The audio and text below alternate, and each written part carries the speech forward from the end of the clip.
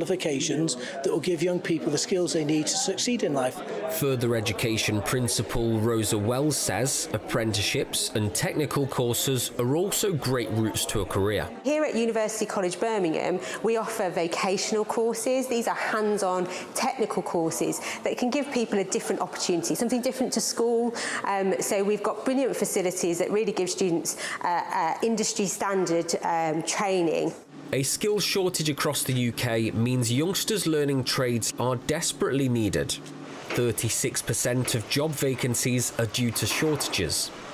The Labour government's new body, Skills England, has been created to bring training providers and businesses together with local and national authorities plus unions to target trade gaps and regional requirements. Michael's now finishing his qualification. Where he goes next is down to him. GB News, the People's Channel.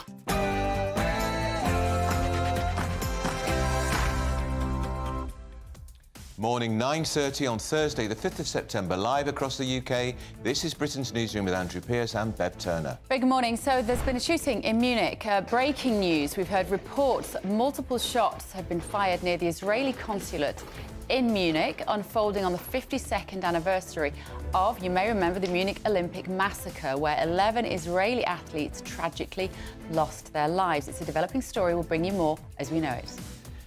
Systematic dishonesty. The Grenfell Inquiry report blames years of government failure and company dishonesty for the tragic disaster 7 years ago. And when will there be criminal prosecutions?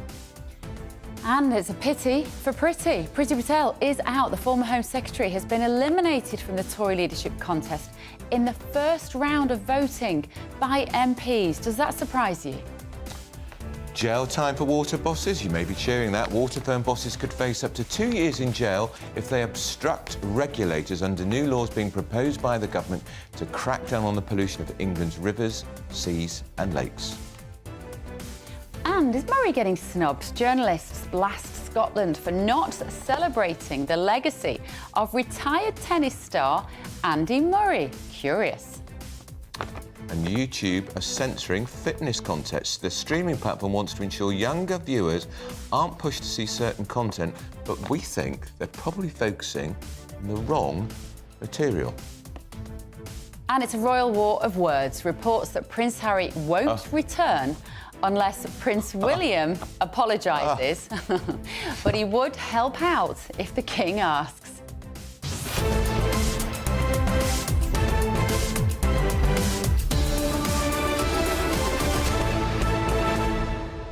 He can't let it go, can he? The thing is, you can insist on an apology. I'm sorry, Harry, but I think the apology might be the other way around. Quite. Actually. But you can insist upon it, but what does it really mean? He can say sorry, he may not mean it, honestly. We've got a lot to get through this morning. Want to hear what you think? gbnews.com/your say. Here's Sam, though, with your latest news.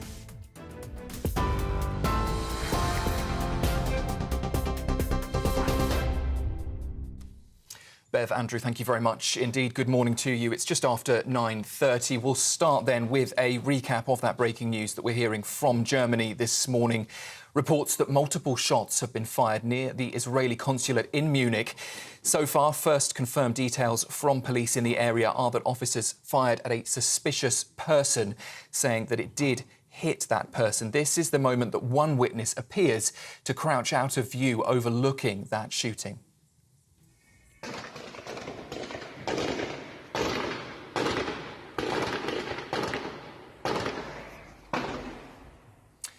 Well, as you can see there, that scene remains under lockdown as investigations now continue. The ongoing incident comes on the 52nd anniversary of the Munich Olympic massacre, where 11 Israeli athletes tragically lost their lives.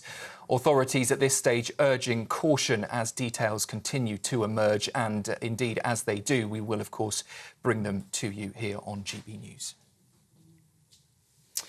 Meanwhile, water bosses could face up to 2 years in jail under new laws here in the UK aimed at cracking down on widespread pollution in rivers, seas and lakes.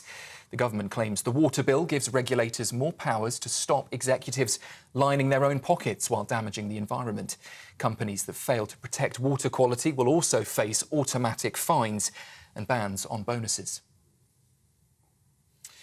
The government has admitted that not all buildings with the same dangerous cladding as Grenfell Tower have been identified following the damning findings published yesterday.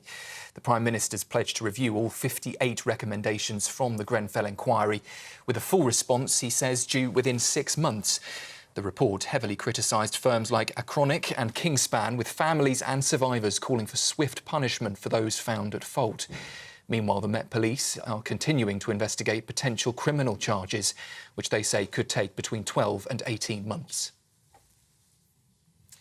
A 14-year-old boy is set to appear in court later, charged with the murder of an 80-year-old man who died following an assault near his home in Leicestershire. Bim Coley, described as a loving grandfather, was walking his dog when that attack happened.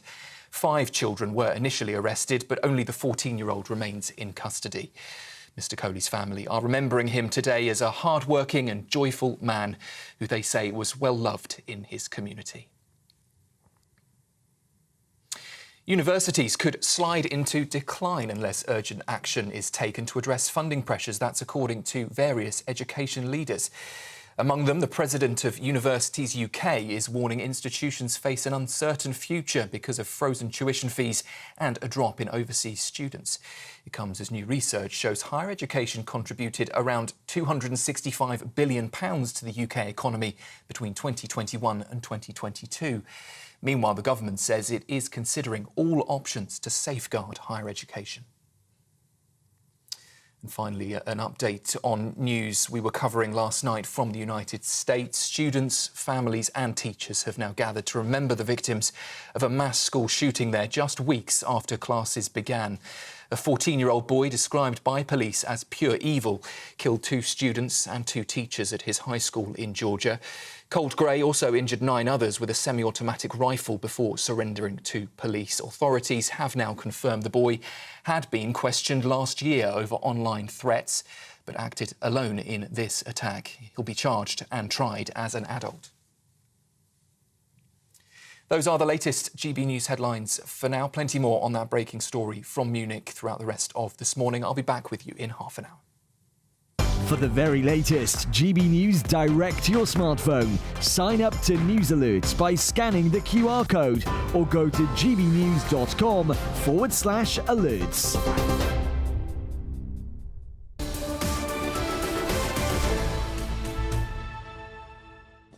Very good morning, 9:36. This is Britain's Newsroom, live across the UK on GB News with me, Bev Turner and Andrew Pearce. So it's a big day for the water industry because the Environment Secretary is going to be making a speech later today setting out new legislation the government's proposing, which will include up to 2 years in jail for water chiefs who obstruct regulators. It won't be for polluting the rivers and the sea, which is what people are really agitated about. You can't go in a river, you're anxious about going in the sea, but if they're seen to be obstructing an investigation, how will they decide whether... It's just not clear-cut, is it? And it's the government then appears to be micromanaging the courts to say, well, you'll give them 2 years. Well, what if a judge thinks they need 5 years? Yeah. Or 18 months? It's sort of... It feels a little unprecedented, the idea that the government is coming in and saying what sentencing people should have, particularly in big corporations and utility providers like this. And I find that a little worrying. It's like, yes, we all want something to be done, but can you just leave the job of the judiciary up to the judiciary and stop getting involved? Yeah, and shouldn't it be a criminal offence to knowingly pollute our waters by chucking all this pollution in the waters rather than disposing of it more safely, because it's cheaper to take a fine than to deal with the pollution properly. Apparently they're going to raise the fine. Well, that's where people want to see the criminality, I think. Thames Water have been saying, haven't they, that they need to put prices up significantly for Thames Water customers, of which we are, presumably both those. I think 29% of people in England are a customer of Thames Water. It is our biggest water company. And they said if they don't put their bills up by, I think it was about 50%, we were talking about this morning, then they aren't going to survive. And then what? Because... let's face it, there's one thing we can't live without, it is water. It's a huge headache for Labour, this particular issue. And as Andrew said, we're going to be hearing from Steve Reid, later the Secretary of State for the Environment, who is going to be speaking at about 11 o'clock. And Fergal Sharkey, who is a great campaigner on water pollution, because I think he's got some quite interesting observations on what the government is or isn't doing. Brilliant, isn't he? Of course, he used to be a pop star, didn't he, in the 80s, the 90s? Certainly was. Fergal Sharkey. He's made water a huge passion project of his. He's become an absolute expert on this topic. We're going to be seeing what he makes of this revelation. It's got them great headlines, though. Yeah, it has. Water bosses face 2 years in jail. It's very much this Labour are, the party of law and order. Yeah, absolutely. Well, Angela Rayner, she's the Deputy Prime Minister. She's vowing to speed up the removal of unsafe cladding from British buildings in the wake of that damning 1,700-page Grenfell Inquiry report. So the Deputy Prime Minister, Housing Secretary, says the pace of removal of the cladding over the last 7 years was not acceptable. Comes after that Grenfell Inquiry report found the fire was caused by, quotes, the systematic dishonesty of construction companies which manufactured the cladding for tower blocks refurbishment, and that's what the 7-year public inquiry concluded. Well, so we're joined now by spokesman for End Our Cladding Scandal, Liam Spender. Good morning, Liam. First of all, would you just explain the organisation that is End Our Cladding Scandal? Because a lot of people will be watching this and presuming that this particularly flammable sort of building cover will no longer be in use. Good morning. Yes, so it's End Our Cladding Scandal. We represent leaseholders who are affected by cladding issues in buildings. And you're quite right, even 7 years later, there are still buildings with dangerous flammable cladding installed on their exteriors. Roughly in this country, does that affect at the moment, Liam? Well, we think there are 11,000 blocks above 11 metres tall that are potentially still affected. There are tens, if not hundreds of thousands of people going to bed every night in buildings with dangerous cladding installed. And as we've seen just in the last few weeks, we've had fires in Dagenham and Catford. The building in Dagenham was undergoing cladding remediation when it caught fire. And just one of the points that really jumps out at me from your website is how many people that this affects have problems with their mental health because they go to sleep at night not knowing if they're going to wake up in the morning. Absolutely, it's an enormous strain, not knowing whether the building you live in is safe, when it will be fixed, how much you'll have to pay towards fixing it, whether insurers will still insure it, whether you can get a mortgage. There's a lot of pressure on people. So, Liam, the report didn't pull its punches, I don't think, at all yesterday. We've heard the Deputy Prime Minister doing the broad media round today. She's the Housing Secretary, said she is going to order this process to be speeded up. But how can she compel companies to speed it up? If they don't want to, they won't. Well, I mean, that's been the problem for the last 7 years, is the government has tried all sorts of means of coercing companies into performing remediation without success. I mean, one thing we'd like the government to look at is doing the remediation up front and then holding developers, cladding manufacturers, other construction product suppliers accountable. But that seems to be something that's been blocked by the Treasury. But that would be the quickest solution if the government took over the works and did them up front and then pursued the people responsible. But that would be a very sensible solution. How much do you think that would cost? Well, I mean, there's no reliable number of buildings, and there's no systematic assessment of which buildings are at most risk. So it's difficult to put a figure on it, but it would be expensive. The other point, Liam, I mean, apart from a safety issue, there are many people living in flats, flats. They're unsaleable. Exactly, yes. I mean, this problem continues to reverberate out. So the 72 people who died, I mean, if you can't sell your flat, it's not the same as losing your life, and we don't pretend it is, but it does cause you an issue if you can't move and you're trapped in a building you don't want to live in anymore. Are you one of those people, Liam, presumably? What's your own personal experience of this? So I do live in a cladding affected building. Originally, I was told the cladding would have to come off and I would have to pay for it. I'm not sure what's happened, because the managing agent that I live in a building where the developer took responsibility for it, but the managing agent hasn't given us any update. So I don't know if I'm still affected. It's sort of living in limbo. Do you worry when you go to bed at night? I do. I mean, it's always something that's at the back of my mind. I mean, the way I comfort myself is saying, well, the building is more than 20 years old and there's not much cladding on it, so hopefully it wouldn't be too much of a risk, but you just don't know. It's a worry you wouldn't want to have.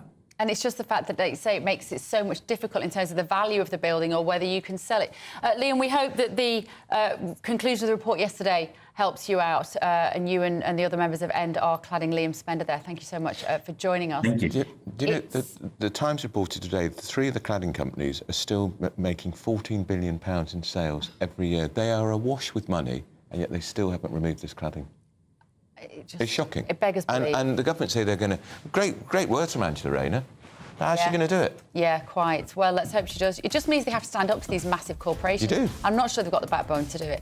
Right, up next, Tory leadership contest, Dame Priti Patel is out in the first round. I, for one, was quite surprised by that. Robert Jenrick has taken the lead, but there are only 28 MPs backing him. What does that tell you? Doesn't that tell you how far the Tory party has fallen? There's hardly any of them. 121 of them.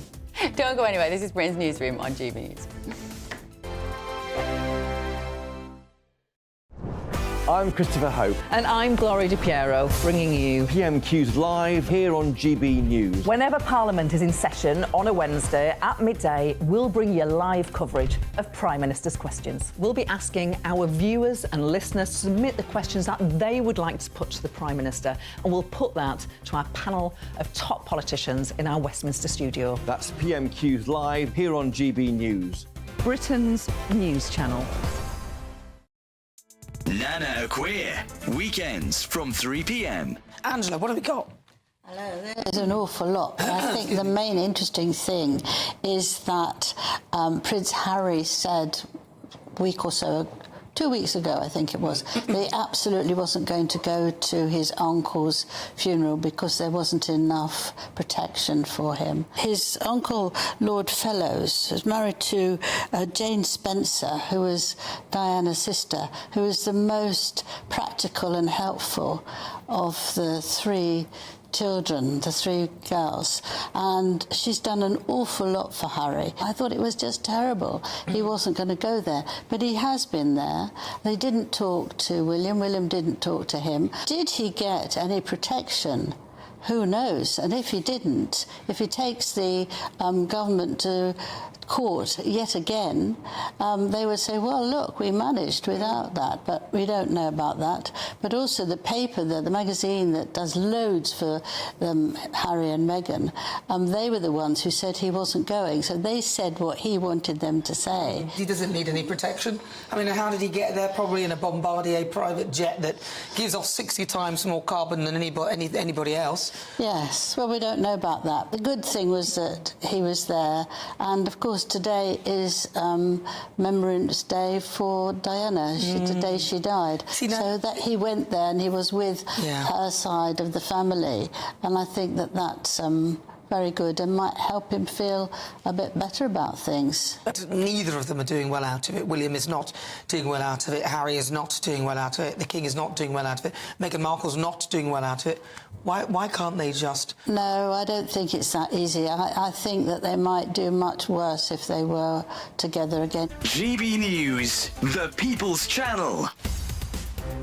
In the GB Newsroom, we bring you the news as it happens. With our team of dedicated journalists across the UK, we're ready to keep you up to date with what's happening every half an hour, every single day.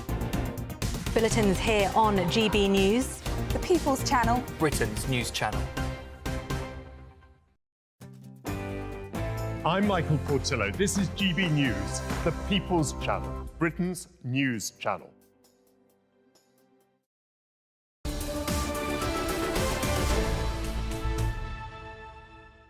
Very good morning. It's 9:48. Thank you for joining us on Britain's Newsroom. This is GB News.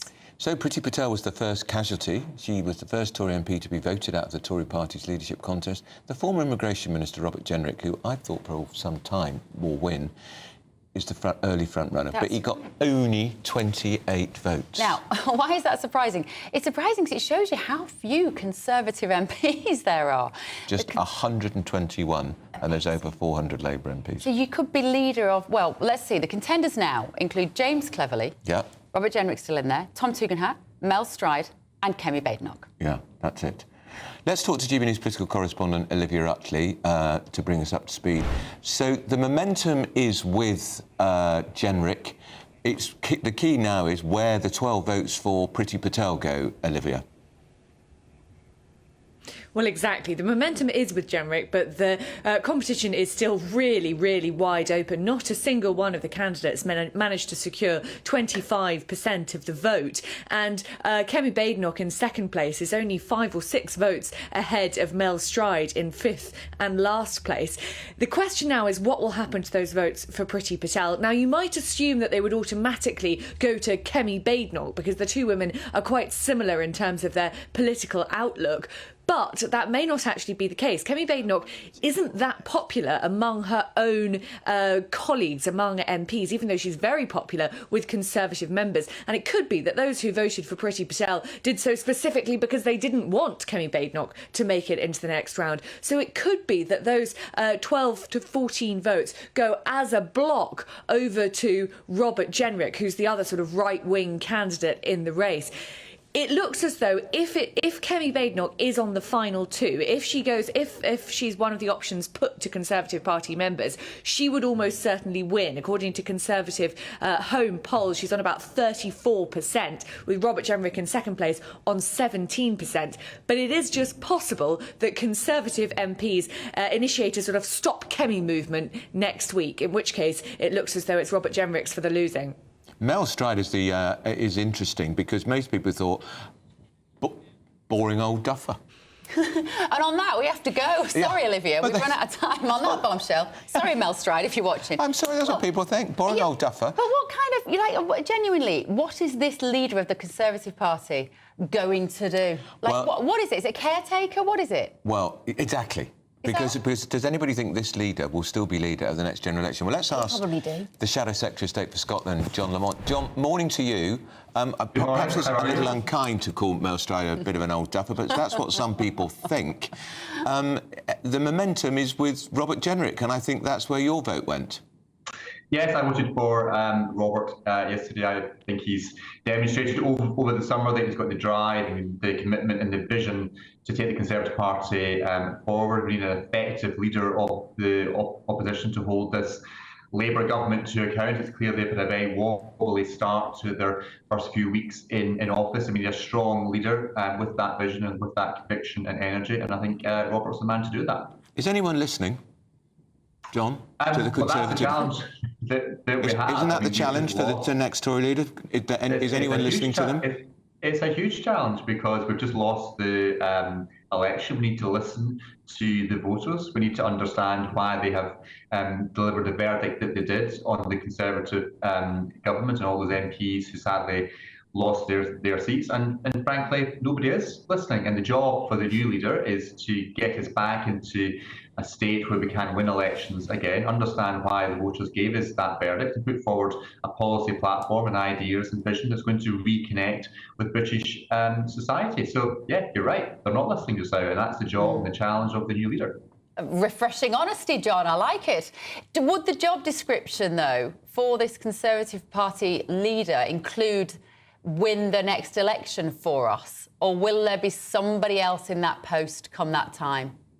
So I think what the last few elections have demonstrated, and I understand this perhaps more than most, given them a Scottish MP, is just how volatile the electorate are just now. And in the old days, I remember growing up in the 80s and 90s, most voters stuck with their party of preference and voted for them, whether it was a local election, Scottish Parliament election, general election, and they just generally stuck to the same party. But what is now very apparent is voters will change their vote depending on the election, depending what level of government they are electing.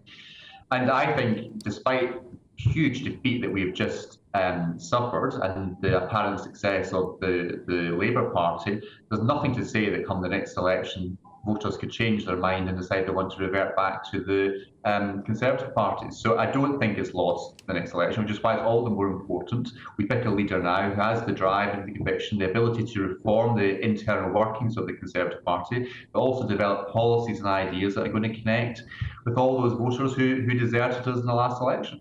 OK, all right, thank you. Good to talk to you, John. Come on again, Secretary of State for Scotland, John Lamont there. Nobody is listening, and, and he admitted it. He admitted it. Nobody's listening. Oh, how do they make them listen? The thing is, I quite like seeing the Conservatives in opposition against this government now, because there's doing so many extraordinarily shocking things that it's a really good opportunity, I think, for a really strong leader of the Conservatives. Still to come this morning, water bosses could face up to 2 years in jail, talking about kind of strange things that Starmer's government are doing, because they're saying that these bosses could face 2 years in jail for failing to meet environmental rules. Is that the job of the government? This is Britain's Newsroom. A brighter outlook with Box Solar, sponsors of weather on GB News. Hi there, very good morning to you. It's time for the latest update from the Met Office. Heavy rain in the south today, but mostly fine elsewhere, with increasingly warm spells of sunshine towards the northwest. It will feel over the next couple of days like summer has finally arrived in Western Scotland, Northern Ireland, northwest England. That's where the best of the sunshine will be, with temperatures rising as a result. Northeast England as well as eastern Scotland plagued by low cloud, mist and drizzle. But it's towards South Wales, the south of England, where we'll see increasingly heavy and at times thundery rain developing. Yellow warning in force because that rain's going to accumulate 50 to 100 millimetres each day through Thursday and into Friday. Those spells of wet weather continue across southwest England into the south as well as South Wales during Thursday evening. Heavy at times and persistent could cause localised flooding as well as tricky conditions around the roads and rush hour. But further north, much drier, albeit with a relatively thick and low cloud affecting eastern Scotland and northeast England. Some drizzle here as well. Western Scotland, a stark contrast, sunny skies as we end the day. Likewise for western parts of Northern Ireland. We keep the clear skies in the northwest overnight, but elsewhere a lot of cloud cover. Those outbreaks of rain continuing in the same places, easing off for a little bit, but by Friday morning there is yet more heavy rain appearing into the far south once again. So a wet night to come for southern parts, but elsewhere drier weather. Again, a lot of cloud as we start off Friday, but there will be some sunshine around. North of the M4 corridor, plenty of sunny skies and increasingly warm. Now, for some spots across Western Scotland and Northern Ireland, Friday could be the warmest day since May. Temperatures here reaching 25 degrees. But in the south, it's not going to feel pleasant at all with that thick cloud. Those outbreaks of heavy rain continuing on and off through the day. That warm feeling inside from Boxed Boilers, sponsors of weather on GB News.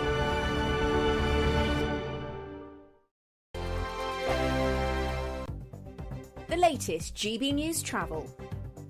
Good morning, I'm Russell Holding. On the M1 in South Yorkshire, there's a lane closed on the southbound exit at junction 31. Sheffield and Worksop where someone's broken down. In Suffolk on the A14, there's a lane closed westbound where a lorry's broken down just before junction 49 at Stowmarket with delays from junction 50 at Stow Upland. On the M1 in Bedfordshire, the inside lane's closed southbound where a lorry's broken down just before junction 12, the Toddington and Flitwick turn. In Hertfordshire, the A412 Rickmansworth Road in Watford's partly blocked by an accident causing queues. In London, Upper Sutton Lane in Hounslow's blocked by an accident just off the A4. And Tulse Hill is blocked southbound for investigation towards the South Circular. In East Sussex, the A23 remains closed along Old Stein towards the Palace Pier in Brighton after an accident yesterday morning. And at Bristol Airport, there's disruption for EasyJet passengers because of a technical issue with the self-check-in kiosks. And that's the latest. You can stay up to date throughout the day by visiting our website, gbnews.com. This is your... If you want your news to be straight talking... This is the nightmare for the Conservatives again. Down to earth. It's not just Nottingham where this is happening, is it? And most importantly, honest. Hard-working, middle-class taxpayers, they'll get their book thrown at them. Then catch me, Martin Daubney, Monday to Friday, 3 till 6 p.m. on GB News, Britain's news channel. Join me, Nana Akweer, for an informative, interactive news programme with a difference. It's fun. No, he didn't say that, Dave. I'm so surprised. I think there's an element of truth to that. Join me from 3 p.m. every weekend, only on GB News, Britain's news channel. Every Saturday, 10 till 12, we'll bring you all of the news that you need to know. We'll also remind you that there is so much to smile about. It's my favourite time of the week. I get to relax, enjoy some light-hearted stories, and let Ellie teach me about fashion too. That's Saturday Morning Live, every Saturday, 10 till 12. Only on GB News, Britain's news channel.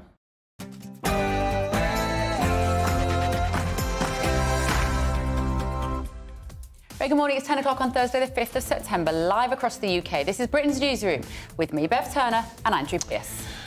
Shooting in Munich, some breaking news this morning. German police have opened fire on a person who appeared to be carrying a gun near the Israeli consulate in Munich. The incident is unfolding on the 52nd anniversary of the Munich Olympic massacre, in which Palestinian gunmen murdered 11 Israeli athletes. We'll bring you more on this developing story. So in this country now, jail time possibly for water bosses. Water firm bosses could face up to 2 years in jail for obstructing regulators under new laws proposed by the government to crack down on the pollution of England's rivers, seas and lakes. And a snub for Andy Murray. The criticism for Scotland not celebrating the legacy of the retired tennis star. And it's another royal war of words. Reports are that Prince Harry won't return to the UK unless Prince William apologises to him. But he would help out if the King asks him. Well, that's good of him. Oh, all heart, isn't he? And YouTube is censoring fitness content. Believe it or not, the streaming platform wants to ensure younger viewers aren't pushed to see certain content, but we think they're probably focusing on the wrong material.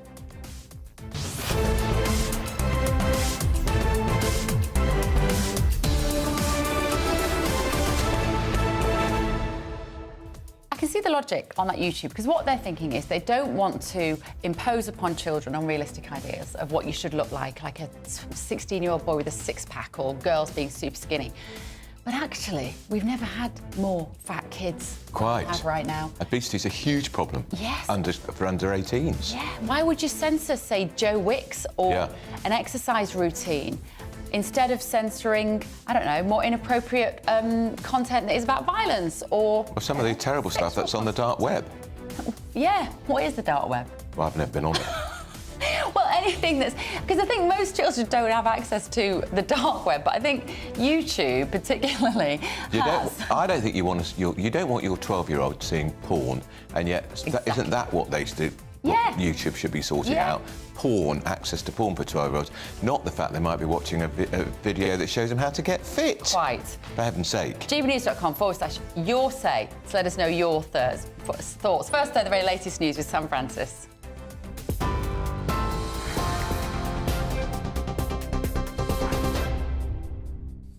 Bev, Andrew, thank you very much indeed. Good morning to you. It's just after 10 o'clock and we'll start with a roundup of that breaking news.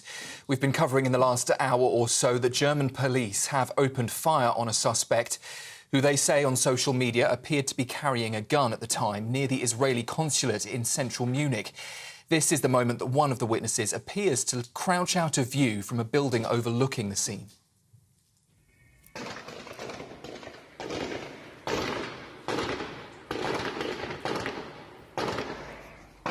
Well, a large police operation's now been launched. The public have been told to avoid the area and a helicopter has been seen providing aerial support. Details at this stage still limited, but authorities have confirmed now there are no other suspects and there don't appear to be any other injuries. The shooting has happened on the anniversary of the 1972 Olympic attack when Palestinian gunmen killed 11 Israeli athletes. Here, water bosses could face up to 2 years in jail under new laws aimed at cracking down on widespread pollution in England's rivers, its seas and lakes.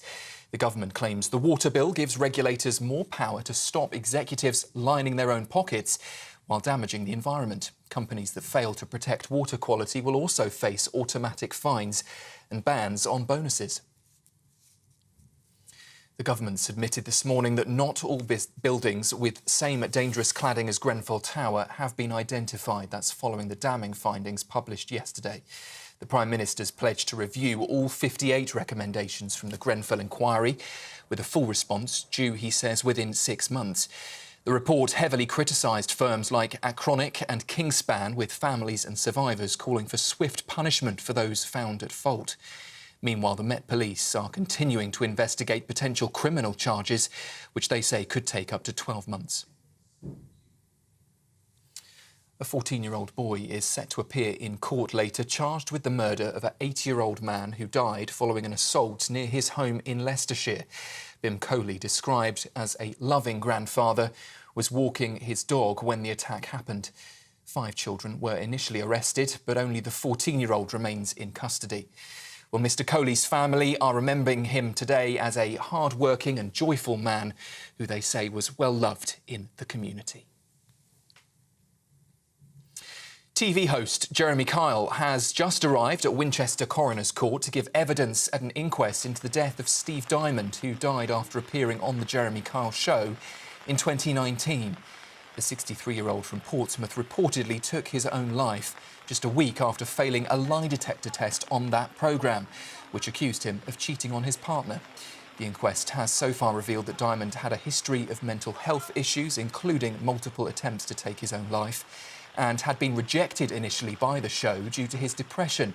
Despite the findings, he was later allowed to appear after providing a GP's letter.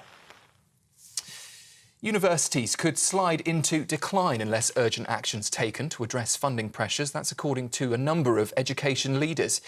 The president of Universities UK is among them, and warning that institutions face an uncertain future because of frozen tuition fees and a drop in overseas students.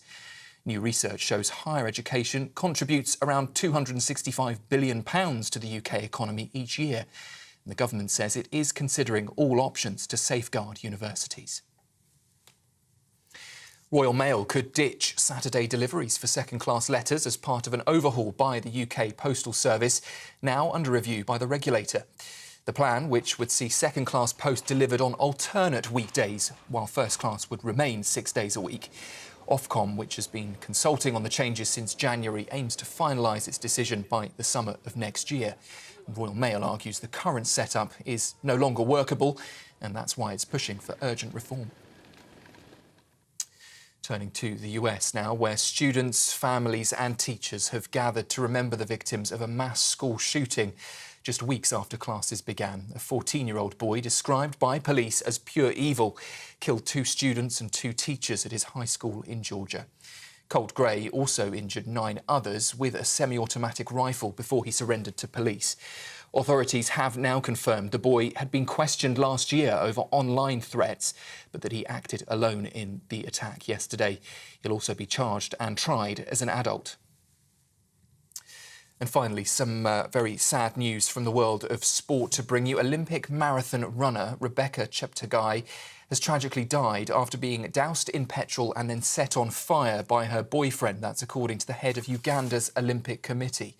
The 33-year-old, who competed just weeks ago in Paris, suffered burns over 75% of her body in that attack. She's the 3rd female athlete killed in the country since 2021. And the Ugandan president called the attack cowardly and senseless and condemned any violence against women. Those are the latest headlines for now. I'm Sam Francis, back with you in half an hour.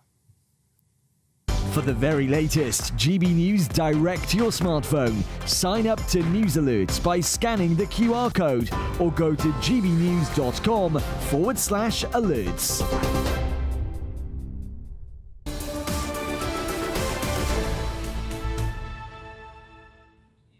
10:08, this is Britain's Newsroom, live across the UK on GB News. I'm Andrew Pierce, this is Bev Turner, and we're talking about dirty water. It was a big issue in the election, and rightly so. It was, and actually, it was for the Liberal Democrats particularly. That issue won them. They rather owned it. Several MPs. Oh, it really did. I mean, they've got the more MPs than they've ever had. That's right, but that issue alone on the doorsteps really resonated with voters who want their local MPs to fight for clean water. Because the water companies have been dumping raw sewage in our rivers and in the sea, and now we're going to hear from Steve Reed, the Environment Secretary, a little later in the programme. They're going to bring forward legislation which will effectively mean water bosses could face up to 2 years in jail, not for dumping sewage in our rivers, but if they obstruct regulators. I think they're getting into a whole dangerous. Yeah, set the precedent of people running companies thinking the government might just threaten them with jail. Listen, there are some bosses of companies who deserve to be in jail. The Grenfell Inquiry teaches us yesterday that that is absolutely the case. Yeah, and that's not going to happen anytime soon. Quite. Well, the government claims that this water bill will give regulators more power to stop executives lining their own pockets. And as Andrew said, we're going to be hearing from Steve Reed later. And they're going to increase the fines for pollution, but does the fine increase then come out of the pocket of the long-suffering water customer, or does it come out of the pocket of the shareholders? I mean, don't call me psychic, but I can probably work that one out. I think we all can. GBNews' political correspondent Catherine Forster joins us now. Good morning, Catherine, against a very rainy-looking River Thames. So just bring us up to speed on the detail of this story. Yes, good morning to both of you. Well, as you say, the public are very, very cross about the bad behaviour of water companies. This is one of the most popular measures in the King's speech, the possible criminal liability for water bosses. So this water special measures bill that's going through Parliament now, they're saying that water bosses who obstruct the regulator or the Environment Agency could potentially go to jail for 2 years. Now, I have to say, I think that's very unlikely. I think more this is about sending a message to them that there could be serious consequences in the hope that they will then decide to behave properly, because at the moment, the worst thing that's going to happen is you get a fine. The bill is also going to ban bonuses for bosses of companies who've behaved badly. They're going to increase the automatic fine for pollution breaches. It's only £300 at the moment, which is, let's face it, nothing to some of these companies. And they're going to have to monitor all of the 7,000 emergency storm overflows where sewage is pumped out into rivers and the seas. Those are just the emergency ones, not the regular ones. So will it make a difference? Well, the Liberal Democrats, who, as you say, sort of own this, really, didn't they, during the general election? We saw Ed Davey falling off paddleboards, all sorts of water activities. But the Lib Dems are very serious about this. Now, they have said that this is a job half done. Various environmental charities have said similar. The Conservatives, for their part, are saying, well, we've already done a lot, and some of this is stuff that we're already doing and the government are taking credit for. Steve Reed will be speaking in the next hour or so, and yes, let's see if anything changes. I think just worth reminding ourselves that these water companies, many of them are principally foreign owned now. The shareholders in far-flung parts of the world couldn't give a hoot, frankly, about how much sewage is being pumped into the River Thames or anywhere else around Britain. Catherine, very, so thanks for joining us. It's a good area, but also this idea, regulators say that they've been obstructing us. How do they prove that? And the water bosses will say, I mean, isn't the real, again, the criminal element should be willfully polluting our waterways.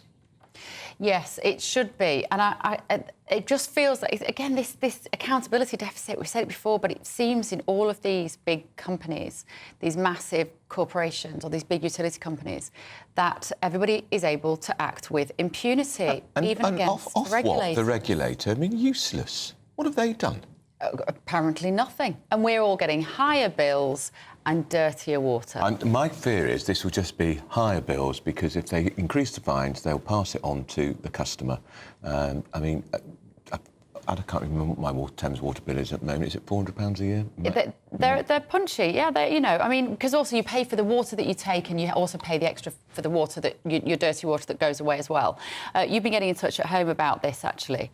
Where is it? Somebody here has said, I'm so sorry.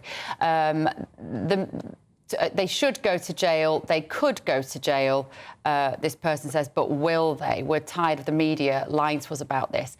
Well, actually, we're not. We're kind of being quite honest about the fact that we're pretty sceptical about whether anything would change in this regard. So, and on the Tory leadership as well, if the Tories choose Kemi Badenoch for their next leader, they will just get Rishi Sunak in a dress.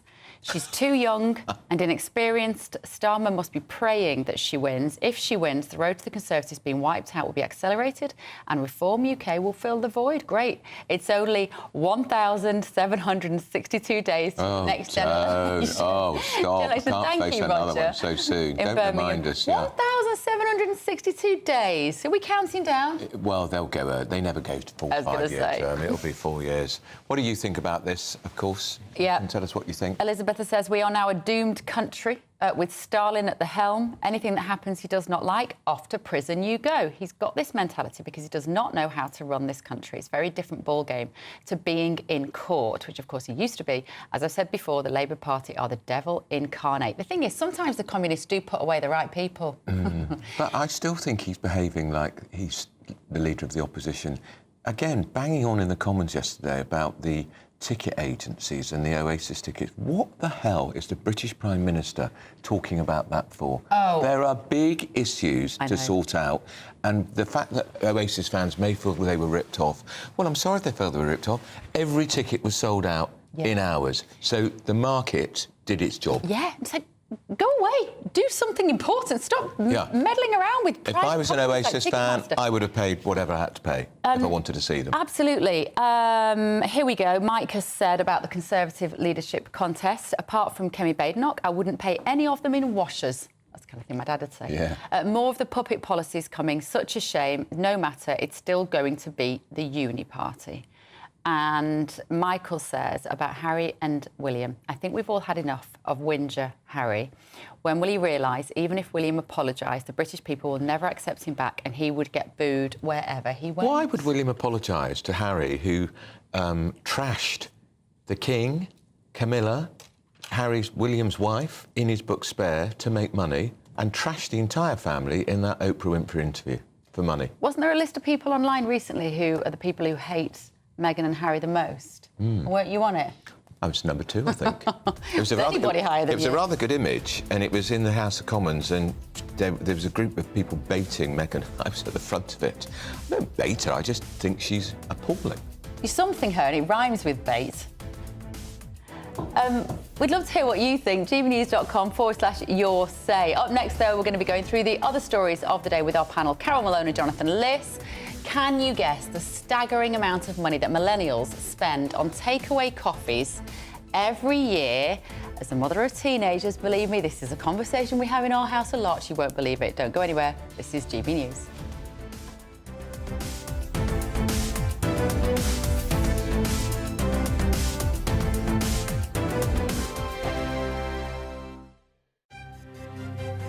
GB News Breakfast. Every day from 6 a.m. Luke Douglas Hugh is a plogger. It's the act of jogging and picking up litter at the same time. Oh, I thought it had something to do with cycling, but I was thinking of recycling. You better explain what the term is.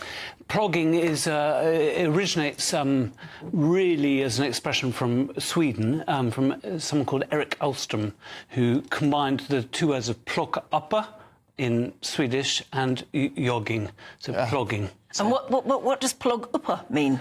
Picking up. Oh, I see. Oh, I see. All right. Yeah. Oh, all right. Do you take a bag with you or something and you pick up rubbish? There you go. Absolutely, yeah. In terms of being a jogger, how do you combine the two? Because joggers wouldn't You have want to keep up the pace, they wouldn't don't want to you? keep stopping to pick stuff up, would they? I'm the coastline runner. I run Yes. the coast collecting plastic pollution. Which mainly. coast? Well, I've done the whole of the East Coast, from Lowestoft to Leith. Wow. And then cut across from Edinburgh to Glasgow on the Grand Union Canal. Yeah. A few years ago, someone said, Luke, don't get all grand and stuff. You're not the coastline runner, you're just a plogger. And I thought, hang on a minute, what's that? And I looked into it, and I realised that that's what I was doing. Do you do it entirely on your own, or do you do it in groups? I do it. I originally started on my own. I got clapped off by a mayor in Great Yarmouth, but now more and more people join me, and I. What I find interesting is that, I mean, jogging, you could say, is just something you do for yourself, for your body, but what you're doing is something extra. I mean, you're making a difference. Do you think you make much of a difference? No. To be honest, I don't. I think I'm making a difference in raising awareness of not polluting our beaches so much. GB News, the People's Channel. Welcome to State of the Nation, daily plunge into the stories shaping our country. I'm Jacob Rees-Mogg, and Monday to Thursday we bring you the insights, the facts, the truth about how our country is being governed. Because what happens in Downing Street matters down your street. Tune in to State of the Nation every Monday to Thursday, 8 to 9 o'clock. Only on GB News, the People's Channel, Britain's news channel. It's Patrick Christie's Tonight, and here we do things differently. It's explaining the absolute madness of this, doesn't it? It's explosive. I mean, this is very good. It's lively. 850. Your government sat there, Sean, and it did nothing. It's controversial. And the Middle East has been in turmoil since before I was born. It's everything you need to kickstart your evening. Everyone's had their Weetabix tonight. I love to see it. That's Patrick Christie's Tonight, weeknights from 9 p.m. Only on GB News, the People's Channel, Britain's news channel.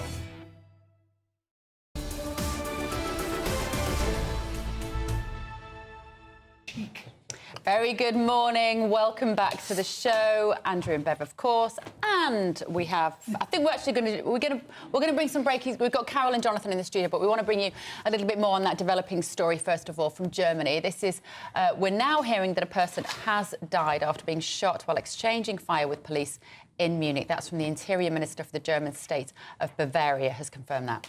Police opened fire on the person who appeared to be carrying a gun near the Israeli consulate. The scene remains under lockdown as investigations continue. It is, of course, unfolding on the 52nd anniversary of the Munich Olympic massacre. Some of you will remember that. Palestinian gunmen on that occasion murdered 11 Israeli athletes. So we're going to talk now to Charlie Peters. Charlie, GB News reporter. What's happening now, Charlie? Well, police have said that they've shot dead a suspicious person near the Israeli consulate and also near a Nazi-era museum. Now, they've also said that there's nobody else connected with this incident that they are assessing. But this morning at 9 a.m, local residents in the area said that they heard gunshots and police sirens, and there were dozens of officers at the scene. Shouts of "run, run" could be heard, those local residents said. And the deputy chairman of the Munich Security Conference, located right next to the museum where the shooting is said to have happened, reportedly told the Munich Documentation Centre that the area had been cordoned off and staff were under lockdown. And he said that there was a loud bang at 9:10 a.m. this morning, and at least a dozen shots were heard. Those are the sounds of gunfire you're hearing now, and that's some local footage taken by someone from their home of the original shooting by the police in that incident. About a dozen shots reported from someone who witnessed the incident. In that clip we've just played, it's a similar level of gunfire. Now, Israel's foreign ministry said the consulate in Munich was closed when the shooting occurred. No staff had been affected by the incident. Police said that they have increased their presence in the city. This is Germany's third biggest city, but they had no indication of incidents at any other locations or of any other suspects. But at this moment, the latest update we have from the police is that the suspicious person has been shot dead. No other person connected with the incident. But as you've mentioned, on this anniversary, the 52nd anniversary of the Black September massacre at the Olympics, where 11 Israeli athletes were killed, but no understanding of any motive or any cause would have led to that shooting this morning in Munich. OK, thank you, Charlie. We'll bring you any more from that situation in Germany as we know it. But as I say, Jonathan Liss is here and also Carol Malone. Good morning to you both. Good morning. Right, should we talk about the Grenfell report yesterday, Jonathan? Damning, excoriating in terms of the companies that provided the cladding and basically lied about whether they were flammable or not. I think it's a wholesale failure across the board across all aspects of the British state and the way our society works, and no one really emerged unscathed from it. I thought that was the point that I took away from it the most, that at every single level the people in that building were failed, and they were the ones who were considered the least important people, when it should have been the most important people. So even when it came to the reason for the cladding being put up, the suspicion persisted that it was for to preserve the appearance of the tower for people outside it, and actually the needs of the people inside it were not anywhere near. That's not the case, though, Jonathan. The cladding, that was never said. It was actually eco-friendly cladding. It was put up because it was eco-friendly. But the bottom line with this is that, you know, even this report, 7 years, 170 million quid, 1 million words, 7 volumes of words. The finger has not squarely been pointed as yet to the people responsible. There's a whole bunch of people responsible, but Sir Martin Moore-Blick, the guy in charge of the inquiry, has not really come out and blamed anybody. What he should have said was, you know, governments are ultimately responsible for their own citizens, and everything trickles down from that. So if the government had taken an interest in these people, in you know, what was happening with these blocks, they wouldn't have died. Yes, you know, firemen told people to say the building was wrong. Yes, building companies were you know, scamming money off to save money for themselves. Lots of people made mistakes, but ultimately, governments, successive governments, Labour and Tory, are at fault for this. But you know, what gets me is, why does an inquiry as serious as this take 7 years? This is a gravy train for the greedy lawyers, for the people, for the officials on it. 7 years, and all the while, the victims, the families of the victims are waiting for some kind of justice. I don't know what kind of justice they can ever get. And even today, we've got the Met Police and Scotland Yard saying Scotland Yard says it'll take them a year to sift through this report. Why? And also, the Met Police says it might not even be used as evidence. They might not be able to use it as evidence. As if this inquiry has been ongoing, so the police could have been looking at the evidence as it's been going all on. the They time. know exactly who the guilty men are, and it will be men, almost certainly. Yes.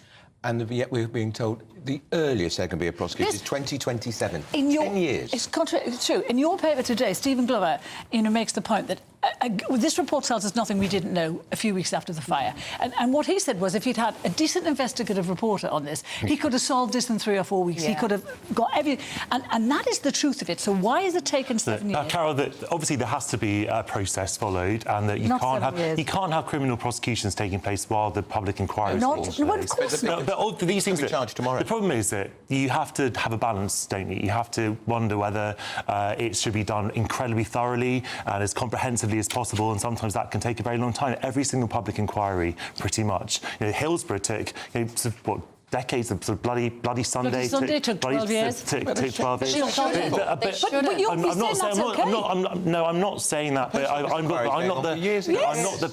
I think that the people who are running these things aren't deliberately prolonging them. But sometimes, You're paid by the hour as a lawyer. Yes, exactly. There's no interest to keep it. As for the police bit, yes, come on. as for the police thing, I think that if you were to have a botched investigation or a too expedited expedition, which result in prosecutions collapsing, then we would say, why didn't the police take the time to really nail this and get it right? So there has to be 72 people died, and the report makes absolutely clear none of them should have died. I agree with you. There is criminal culpability for that. Absolutely. And it should not take the police another 2 or 3 years to and it certainly shouldn't take an inquiry 7 years I agree with you, to write stuff that we knew. There's nothing new in this inquiry.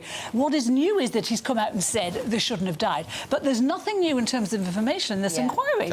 And it shouldn't take 7 years. What should happen to the building, do you think? Because when we drive in the morning, we have to come past there to get here in West London. The tower is there. It has this green hoarding on there, and it says Grenfell forever in our hearts with a big heart. If I was one of the family members who'd lost someone, I would almost feel that was trolling me every day, because you think, well, fine, forever in our hearts. What have you done about it? This looks like tokenism for me, that massive sign right there. I think that would wind me up if I was a family member who'd lost someone, because it looks like, oh, the illusion that we're doing something. Well, you're not doing enough, you're not doing it quick enough. So what should happen to this building now? I don't really think it's my place to comment on that. I think you're a commentator. Well, no, but I mean, I can have an opinion, but I'm not a relative of anyone who died. I think there should be some kind of permanent memorial. I think that, you're down if you do, you're down if you don't. If you keep the hoarding up, there's the point that you make. If you were to sort of tear down the building altogether, that would seem like you're erasing the history and pretending it never happened. No, I think once the criminal investigation is done, because obviously that is a crime scene, once that is completed, then I have no compunction in saying that it needs to come down and either replace the housing, which we need. Either that, I was going to say, or replace it with more social housing, because that's... Because it'll be costing money to maintain it. It's costing a fortune to maintain it, and that's the point. I did read that relatives are furious that so much money had been spent on it. So obviously the most important thing is, if we're going to learn lessons, I suppose, the biggest lesson we should learn is that people need to be housed safely and appropriately. But the biggest lesson we should learn is to give that money to the families that are keeping that building there. The biggest lesson we should learn is that governments have to take care of their citizens, whether they live in areas like where Grenfell is or whether they live in posh Chelsea. They have a duty to take care of and also, Carol, citizens. can we just, without being too political, the report did talk about deregulation and sort of the failures of the coalition government. And we know that there was a fixation during the coalition years about cutting red tape, cutting regulation. And the point just needs to be made that sometimes regulation is there to save people's lives, to help people. Successive governments of every stripe are culpable for this. We're going to do the price of coffee, but I almost want to leave that for the next. Yes, because it's a good one. It's very good. We do want you to keep watching for that. Carol and I ought to get a latte now. We'll tell you how much you paid afterwards. Very briefly, Tory leader battle. Priti Patel knocked out in the first round. Did that surprise you? Well, yes, because the other ones I think should have gone first. But what I'm really surprised at... Mel Stride should have gone first. Completely. I barely know who he is. And I don't think I described him as a boring old duffer. Well, no one's going to break out. No one's going to break. Can I just say, my chair's going down as we speak. Anyway, I think one of the presenters broke it. Well, but I know which one it was. I'll be taking him to task. He's saying it's a he. But I think Jenrick is them dull too. I think he might be popular among the party, but I don't think he's popular among the rest of us. People know who he is. No, they've got no idea who he is. Well, now that he's lost weight, he's unrecognisable. But I think he's a dullard. He's on your drug. He's on your drug. I know he is. He doesn't want to talk about it anymore. Why not? I don't know, because I was talking to him. Probably because he thinks he's going to be Tory leader and he thinks it's a bit frippery, but of course it's not, because it's made him look better. However, I think he's a dullard, and I think he's not the person to reinvigorate the Tory party. And he wants to be Trump. Do you see that picture of him holding a campaign rally with sort of people behind him holding up placards like we're in America? It was so weird. So stupid. I'm interested in what you think, who you think would be the best candidate. None of them. Not even there you go, none of them. But not even Tugendhat. I like Tom. I think he's the other night. Yes, I think he's all right. I think we've got 1,765 days till the next general election anyway, so we've got... One thing we can say, Bev, whoever it is, they're not going to be Prime Minister. The Tories will kick them out within a couple of years. I'll put that on for that. Yes, that is the truth. Right, Carol, Jonathan, you will be back in the next hour. Still to come, though, we're going to be talking about Andy Murray and why he might have been snubbed by the Scottish media. But first, your news headlines with Sam Francis.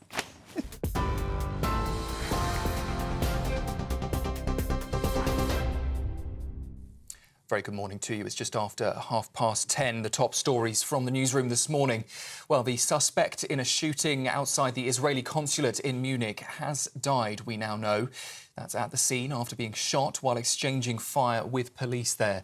A large police operation's been launched and the public have been asked to avoid the area. Details at this stage still limited, but authorities have now confirmed there are no other suspects or people believed to be injured in that shooting. And it's happened on the anniversary of the 1972 Olympic attack, when Palestinian gunmen killed 11 Israeli athletes.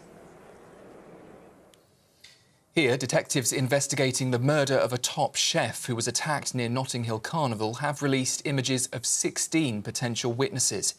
Musi Mnetu from Dubai was found unconscious with a head injury in Queensway in London and sadly died 4 days later. One man has been charged, but detectives are still piecing together the 41-year-old's movements from earlier that day. The Met Specialist Crime Command is now urging anyone who recognises the people in the images to come forward. Detectives believe the individuals may have, they say, vital information to aid their investigation. Water bosses could face up to 2 years behind bars under new laws aimed at cracking down on widespread pollution in rivers, seas and lakes. The government claims the water bill would give regulators more power to stop executives lining their own pockets while damaging the environment. Companies that fail to protect water quality will also face automatic fines and bans on bonuses. The government has admitted that not all buildings with the same dangerous cladding as Grenfell Tower have been identified following the damning findings published this week. The Prime Minister has pledged to review all 58 recommendations from the Grenfell Inquiry, with a full response due within 6 months.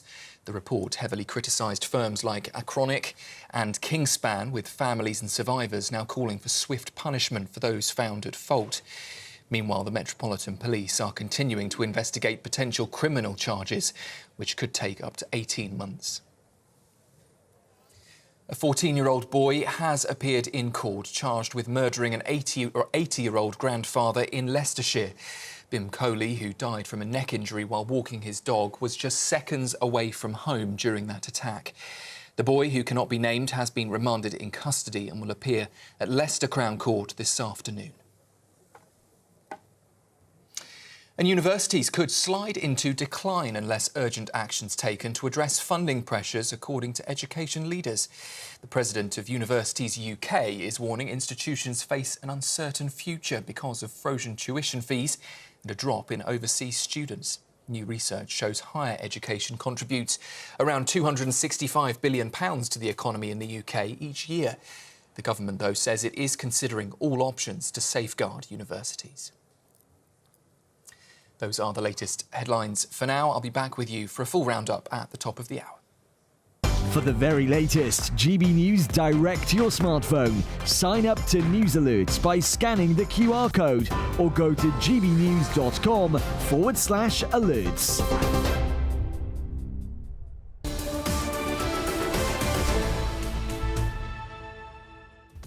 Well, he's the greatest sporting hero, Andy Murray, but it appears he's been snubbed by the locals over plans by his mum for a tennis court named after her son. Can I just say, before we come back, you need to lift your chair up. Is it going to sink in again? Or I need to go down. That presenter broken all these chairs. We're not naming which presenter it is. Maybe we'll just perch on the edge of the desk, until we can get these chairs. I am thinking. Right, we'll be back. These are new chairs. We'll be back very shortly. Don't go anywhere. This is Britain's Newsroom Perhaps it's all the biscuits we're eating. on GB News. Hi there, very good morning to you. It's time for the latest update from the Met Office. Heavy rain in the south today, but mostly fine elsewhere, with increasingly warm spells of sunshine towards the northwest. It will feel over the next couple of days like summer has finally arrived in Western Scotland, Northern Ireland, northwest England. That's where the best of the sunshine will be, with temperatures rising as a result. North-east England as well as eastern Scotland plagued by low cloud, mist and drizzle. But it's towards South Wales, the south of England, where we'll see increasingly heavy and at times thundery rain developing. Yellow warning in force because that rain's going to accumulate 50 to 100 millimetres each day through Thursday and into Friday. Those spells of wet weather continue across southwest England into the south as well as South Wales during Thursday evening. Heavy at times and persistent could cause localised flooding as well as tricky conditions around the roads and rush hour. But further north, much drier, albeit with a relatively thick and low cloud affecting eastern Scotland and north-east England. Some drizzle here as well. Western Scotland, a stark contrast. Sunny skies as we end the day. Likewise for western parts of Northern Ireland. We keep the clear skies in the northwest overnight, but elsewhere a lot of cloud cover. Those outbreaks of rain continuing in the same places, easing off for a little bit, but by Friday morning there is yet more heavy rain appearing into the far south once again. So a wet night to come for southern parts, but elsewhere drier weather. Again, a lot of cloud as we start off Friday, but there will be some sunshine around. North of the M4 corridor, plenty of sunny skies and increasingly warm. Now for some spots across western Scotland and Northern Ireland, Friday could be the warmest day since May. Temperatures here reaching 25 degrees. But in the south, it's not going to feel pleasant at all with that thick cloud. Those outbreaks of heavy rain continuing on and off through the day. The latest GB News travel. Good morning, I'm Russell Holding in South Yorkshire. There are road closures in Sheffield until 3 o'clock this afternoon for the men's cycling tour of Britain. In Staffordshire, the A449 is partly blocked southbound by a breakdown on Wolverhampton Road at Staunton, causing queues. In Suffolk on the A14, there's a lane closed westbound where a lorry's broken down just before junction 49 at Stowmarket, with delays towards there from junction 50 at Stow Upland. On the M1 in Bedfordshire, the inside lane's closed southbound where a lorry's broken down just before junction 12, the Toddington and Flitwick turn in Stoke towards and past there. In London, Tulse Hill is blocked southbound towards the South Circular for an investigation, causing delays. On the M26 in Kent, it's taking nearly half an hour, and queues approaching the M25 because of roadworks. And in East Sussex, the A23 remains closed towards the Palace Pier in Brighton after an accident yesterday morning. That's the latest. You can stay up to date throughout the day by visiting our website, gbnews.com.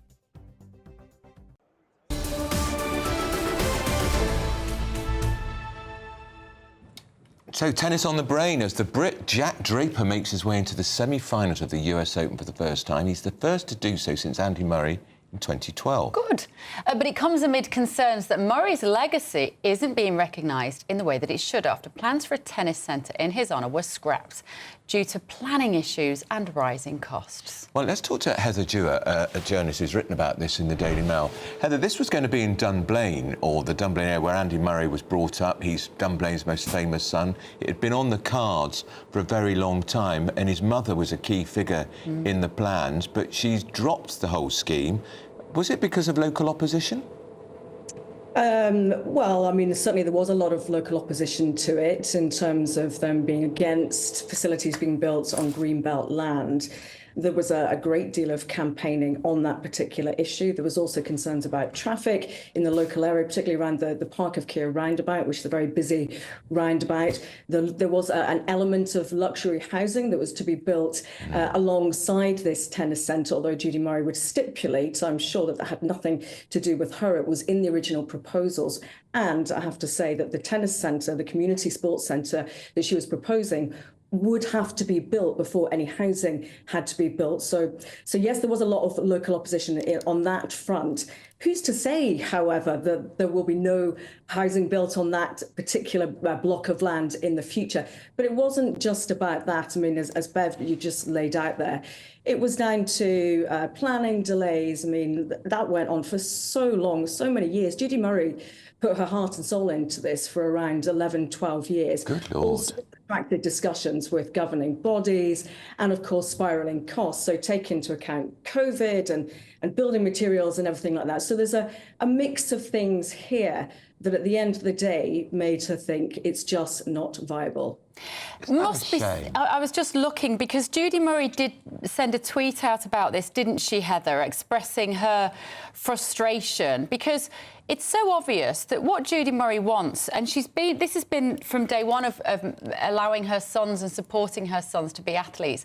She wants to pass it down to the next generation more than anything. She's not just bothered about her own boys being successful. Tennis is in her blood. How frustrating is this for her?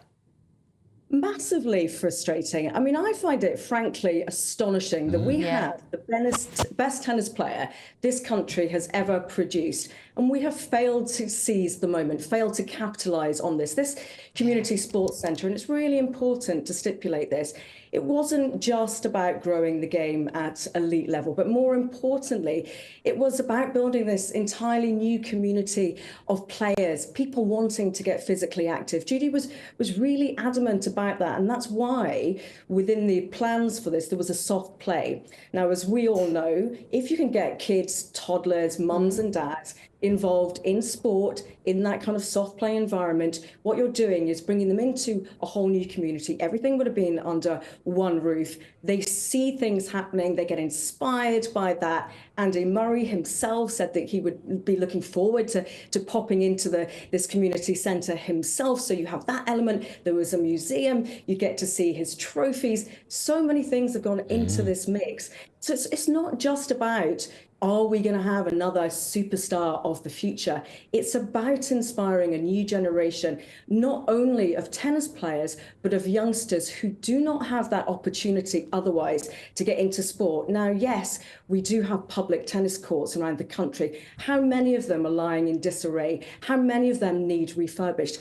We live in Scotland. There is a lot of rain in Scotland. We need indoor tennis courts. Now, Tennis Scotland committed to 10 new indoor facilities in 2019. They said that this would be done by 2025. Do you know how many we've got? We've got two, that's it. Now, I understand that there are proposals for another centre to be built in Dumfries. Hopefully that will happen next year, but we're still sorely lacking. The much mooted tennis GB Academy at Stirling University, abject failure. We only saw 3 Scots going into that, contingent of 3 out of 13.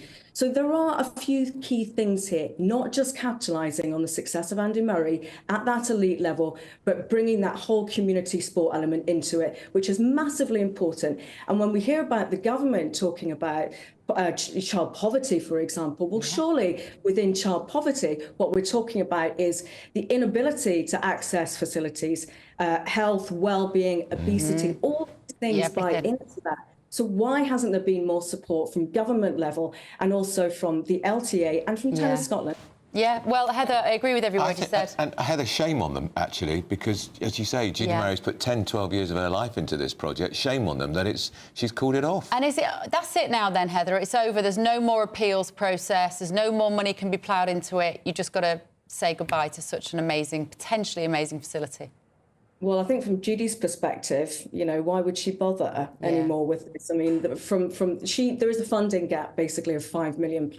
The next round of planning would have cost her hundreds of thousands of pounds to go through. So that appetite to do it in that area is pretty much gone. What Judy does next, though, is open to discussion. I think she will be meeting with Sports Scotland soon. The First Minister, John Swinney, told me last week that he is open to discussions. And I did say to him, and I directly said this, a Judy Murray-inspired facility. He said he would be open to discussions on that, what that looks like.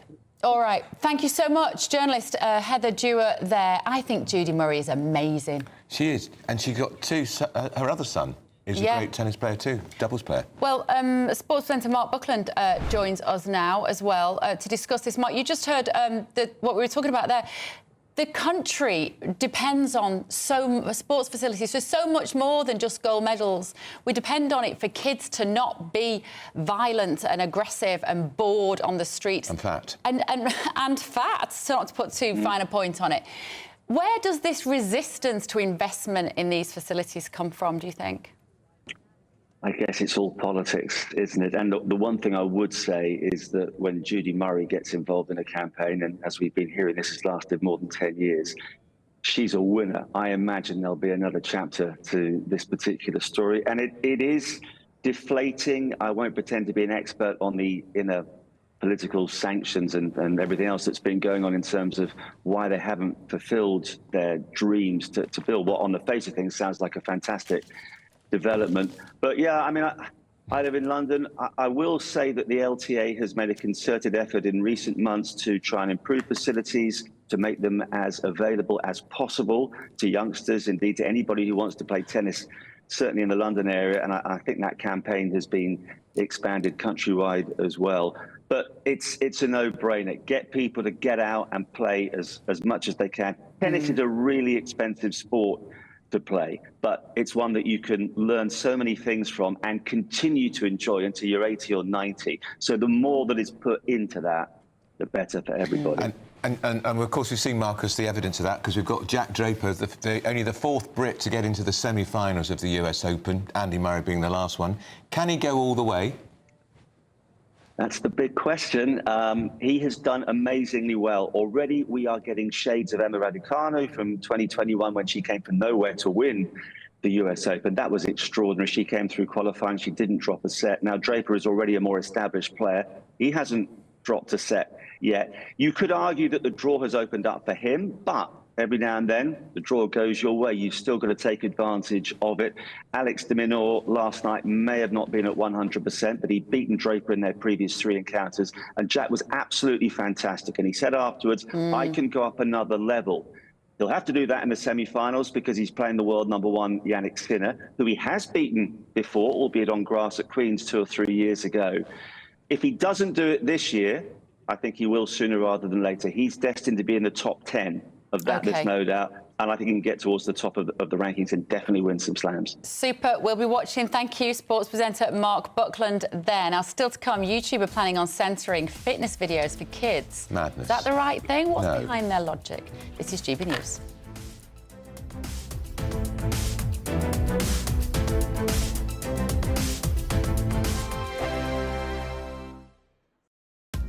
Are the newspapers getting you down? My wife didn't divorce me that month. Struggling to separate the wheat from the chaff? I know that it's a bit of a circus at the best of times.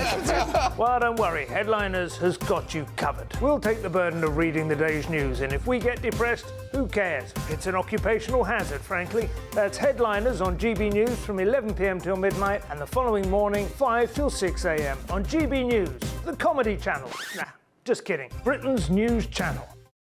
This is GB News, Britain's news channel. The Labour government wants to introduce a legal right not to be bothered so that staff can ignore bosses' emails and texts and calls outside of normal office hours, including holidays. It's all part of Labour's election pledge to give everybody a right to switch off for the first time ever. Mutaz, do you ever turn your phone off? I don't. If you want to work in a high-functioning job that pays well in the end, you have to keep your phone off. The workplace is competitive.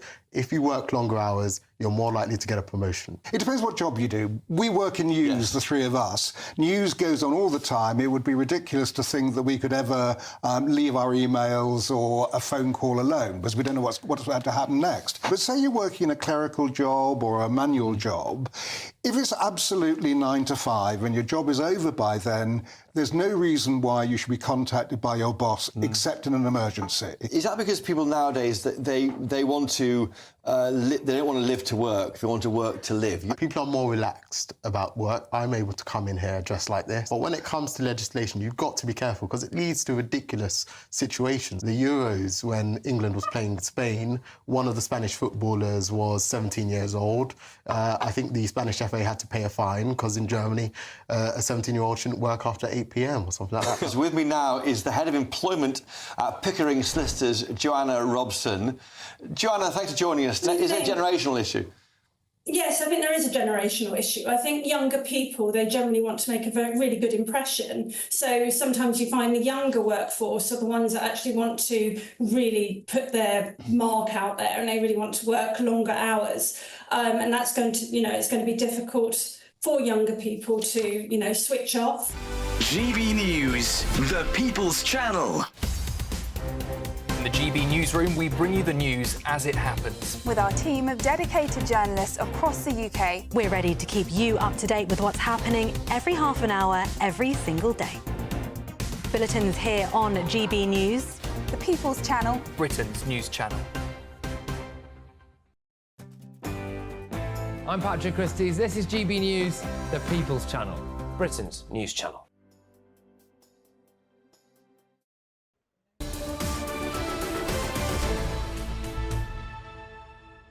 So YouTube wants to ensure that younger viewers aren't pushed to see certain content, but are they focusing on the right material?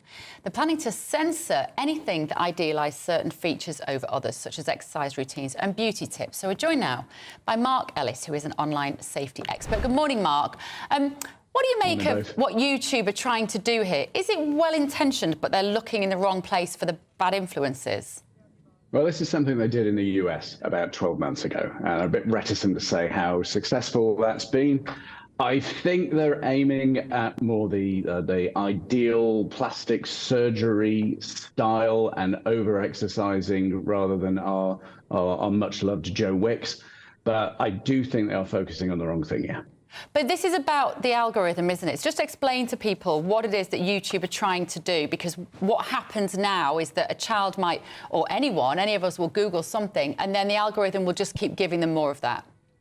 And that's right, Bevan, and you put your finger right on the main problem with social media in general. It just reinforces and pushes exactly what you've done before, so it sucks you further down the rabbit hole which generates more advertising revenue. And you have to remember that the people writing these algorithms are the smartest people in software. They're some of the smartest and well-paid people in software, because that in turn drives the advertising revenue. And it doesn't really matter whether you're a child or an adult, you're still afflicted with the same algorithm.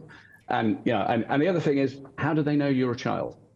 You know, it's all down to the sign up and honesty at that point. Well, I guess there is a security measure on YouTube that you can put if it's on your child's device. You can have YouTube with certain online safety, so that it is already a different level of content that you'll be fed. But presumably it's on that particular version of YouTube that children are still being given these images, in terms of you must have a skinny waist maybe, or you must be wrinkle-free or whatever it is.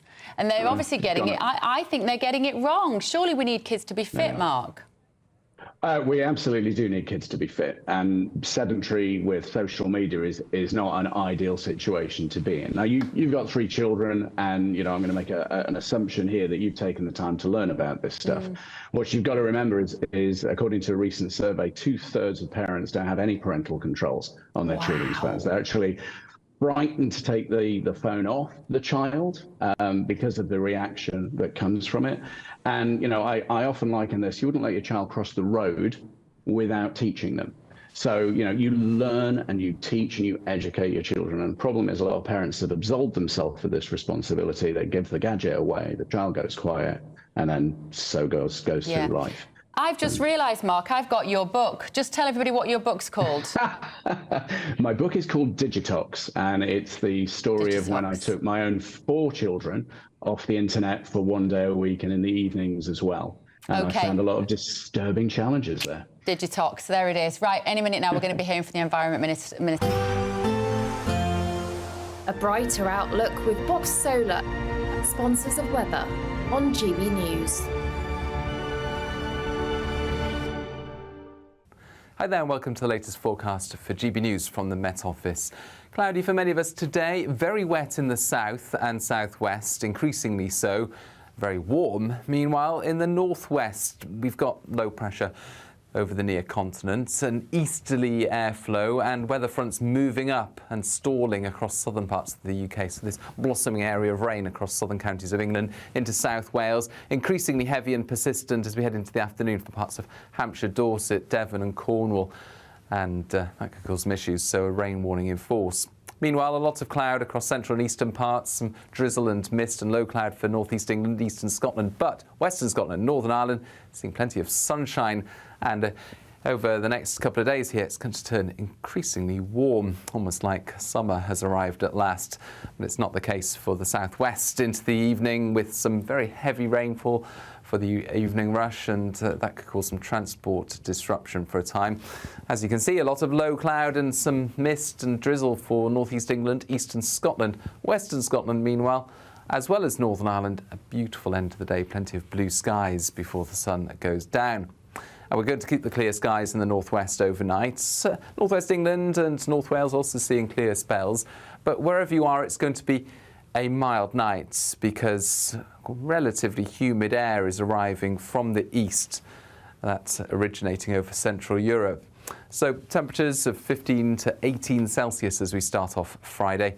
A fairly muggy night wherever you are. And another wet start to the day across the south and southwest. Some increasingly heavy rain once again, potentially causing issues on the roads first thing. That does ease a little into the afternoon, but there'll still be some damp weather around. Meanwhile, sunnier skies further north. Temperatures peaking in the mid to high 20s in the northwest.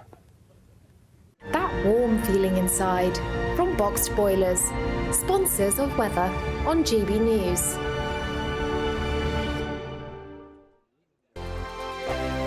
Good luck. Join me, Camilla Tominey, for a frank and honest discussion with those in power that cuts through the spin and gets to the heart of the issues shaping our nation. You haven't confirmed that you want to stand as leader, but you haven't ruled it out either. This report basically says that he's not fit to stand trial. Is he indecisive? Incompetent? I deliver the dose of reality Westminster needs. That's the Camilla Tominey Show at 9:30 every Sunday on GB News, the People's Channel, Britain's news channel. Tune in to Friday Night Live with me, Mark Dolan. GB News royalty with your perfect start to the weekend. Lucky us. Feisty and fearless guests. Well, I'm a normal person, so ask me. Honest opinions. That raises more questions than a Gary Barlow tax return. And a few surprises along the way. Might be cold in this studio. That is Friday Night Live with me, Mark Dolan. 8 to 9, only on GB News, the People's Channel, Britain's news channel.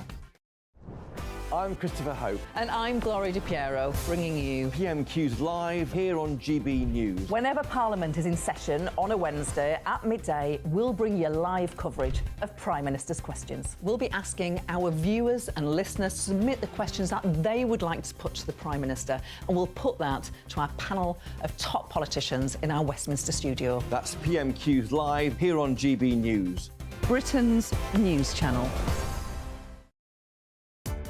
Welcome to State of the Nation, daily plunge into the stories shaping our country. I'm Jacob Rees-Mogg, and Monday to Thursday we bring you the insights, the facts, the truth about how our country is being governed. Because what happens in Downing Street matters down your street. Tune in to State of the Nation every Monday to Thursday, 8 to 9 o'clock. Only on GB News, the People's Channel, Britain's news channel.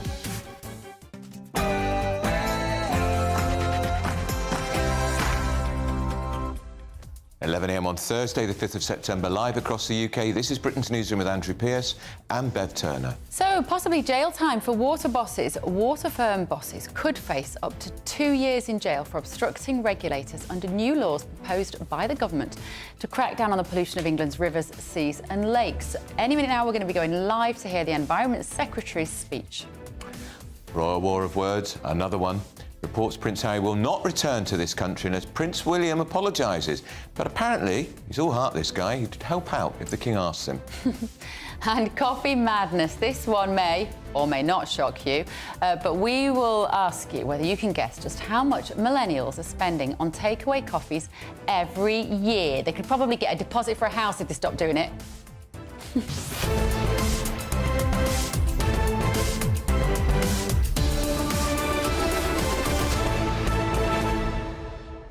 Do you buy a takeaway coffee? Never. Never? Never, ever, ever. That's why you're rich, Andrew Pearce. The prices are absurd. They are, but it's normal. So the youngsters will just go and spend £4 or £5 on a latte, walk down the road.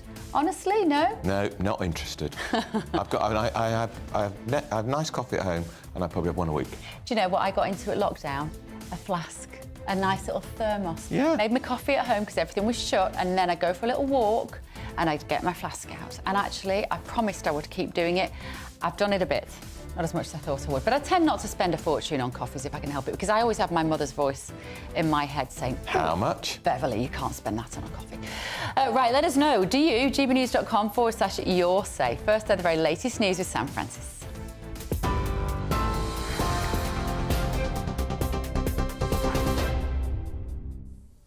Very good morning to you. It's just after 11 o'clock and the top stories from the newsroom this morning.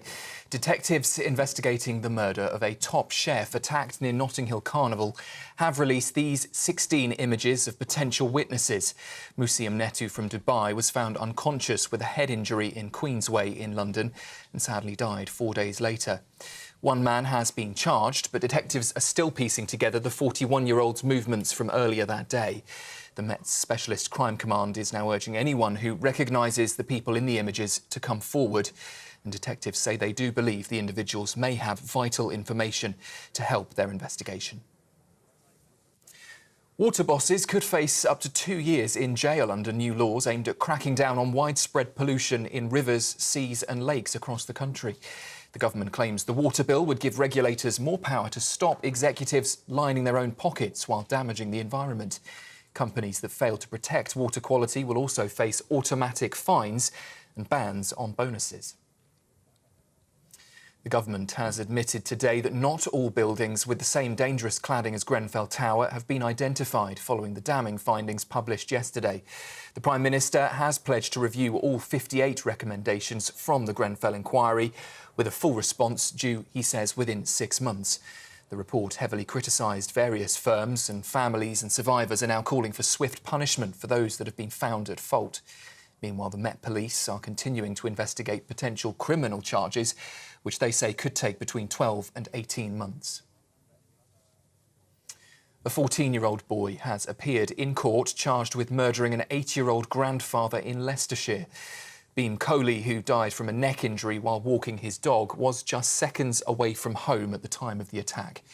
The boy, who can't be named, has been remanded in custody and will appear at Leicester Crown Court this afternoon. Our reporter Will Hollis will be there for us later. TV host Jeremy Kyle has arrived at Winchester Coroner's Court to give evidence at an inquest into the death of Steve Diamond, who died after appearing on The Jeremy Kyle Show in 2019. The 63-year-old from Portsmouth reportedly took his own life just a week after failing a lie detector test on the programme, which had accused him of cheating on his partner. The inquest has so far revealed that Diamond had a history of mental health issues, including multiple suicide attempts, and had been rejected initially by the show due to depression. Despite the findings, though, he was later allowed to appear on the programme after he provided a GP's letter. Universities could slide into decline unless urgent action is taken to address funding pressures, according to a number of education leaders, including the President of Universities UK. She's warning institutions face an uncertain future because of frozen tuition fees and a drop in overseas students. It comes as new research shows higher education contributes around £265 billion to the UK economy each year. Meanwhile, the government says it is considering all options to safeguard higher education. 7 in 10 children aged between 9 and 13 have encountered harmful content online, according to new research. 20% of children in that age group have also been contacted online by strangers, while 17% have viewed dangerous online challenges. Despite spending an average of 23 hours online a week, parents are being warned about underestimating their children's screen time. And the government is insisting it is committed to creating a safer online world, with ministers saying it's vital for children and for the health of our wider society. Royal Mail could ditch Saturday deliveries for second-class letters as part of an overhaul of the UK's postal service, now under review by the regulator Ofcom. That plan would see second-class post delivered on alternate weekdays, while first-class would remain 6 days a week. Ofcom, which has been consulting on the changes since January of this year, hopes to finalise its decision by the summer of next year. Royal Mail is arguing the current setup is no longer workable and is pushing for urgent reform. Turning to news in the United States and in Germany first, the suspect in a shooting in Munich has died after being shot while exchanging fire with police. A large police operation's been launched and the public have been told to avoid the area. Details at this stage are still limited, but authorities have confirmed there are no other suspects. The shooting has happened on the anniversary of the 1972 Olympic attack, when Palestinian gunmen killed 11 Israeli athletes. And as I said, in the US, students, families and teachers have gathered to remember the victims of a mass school shooting there just weeks after classes began. A 14-year-old boy, described by police as pure evil, killed 2 students and 2 teachers at his high school in Georgia. Colt Gray also injured 9 others with a semi-automatic rifle before he surrendered to police. Authorities have now confirmed the boy had been questioned last year over online threats, but acted alone in yesterday's attack. He will be charged and tried as an adult. And some difficult news from sport to bring you. Olympic marathon runner Rebecca Cheptegei has tragically died after being set on fire by her boyfriend. That news according to the head of Uganda's Olympic Committee. The 33-year-old, who competed just weeks ago in Paris, suffered burns over 75% of her body in that attack. She's the 3rd female athlete killed in the country since 2021. The Ugandan president has this morning called the attack cowardly and senseless and condemned violence against women. Well, those are the latest GB News headlines for now. Your next update in half an hour. For the very latest GB News direct to your smartphone, sign up to News Alerts by scanning the QR code or go to gbnews.com/alerts.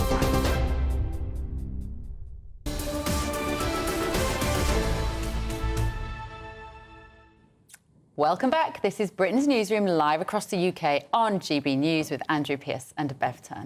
Well, the government are stepping up the war of words against water firm bosses. They're saying they could face up to 2 years in jail if they obstruct regulators doing their investigations. This is all to try to crack down on the amount of pollution being chucked into our rivers, lakes and seas. The idea that the bosses of these companies would be obstructing regulators, which means presumably they do it routinely if they're having to be threatened with this, it's mind-blowing. The government claims that the water bill gives regulators more powers to stop executives, quote, lining their own pockets. And we're going to be hearing from Secretary of State for the Environment, Food and Rural Affairs, Steve Reed, very shortly. It's a hugely important area, and I think it was one of the big issues at the general election beyond the cost of living crisis. It was an issue really milked very well by the Lib Dems. You never saw the Lib Dem leader anywhere but on water, and they rather owned it. But they're saying this isn't going far enough. And what really upsets me when we talk about the planets, and we only have one planet, is it bothers me that we spend so much time talking about net zero and carbon, and yet in the absence of any conversation about water and seas and oceans and rivers, because they are the lifeblood of this planet, and we don't look after them anywhere near enough. It's despicable that you can go onto a British beach in the summer and see raw sewage being pumped out because some fat cat boss lining his own pockets. Because it's cheaper to pay the fines than to dispose of the waste properly.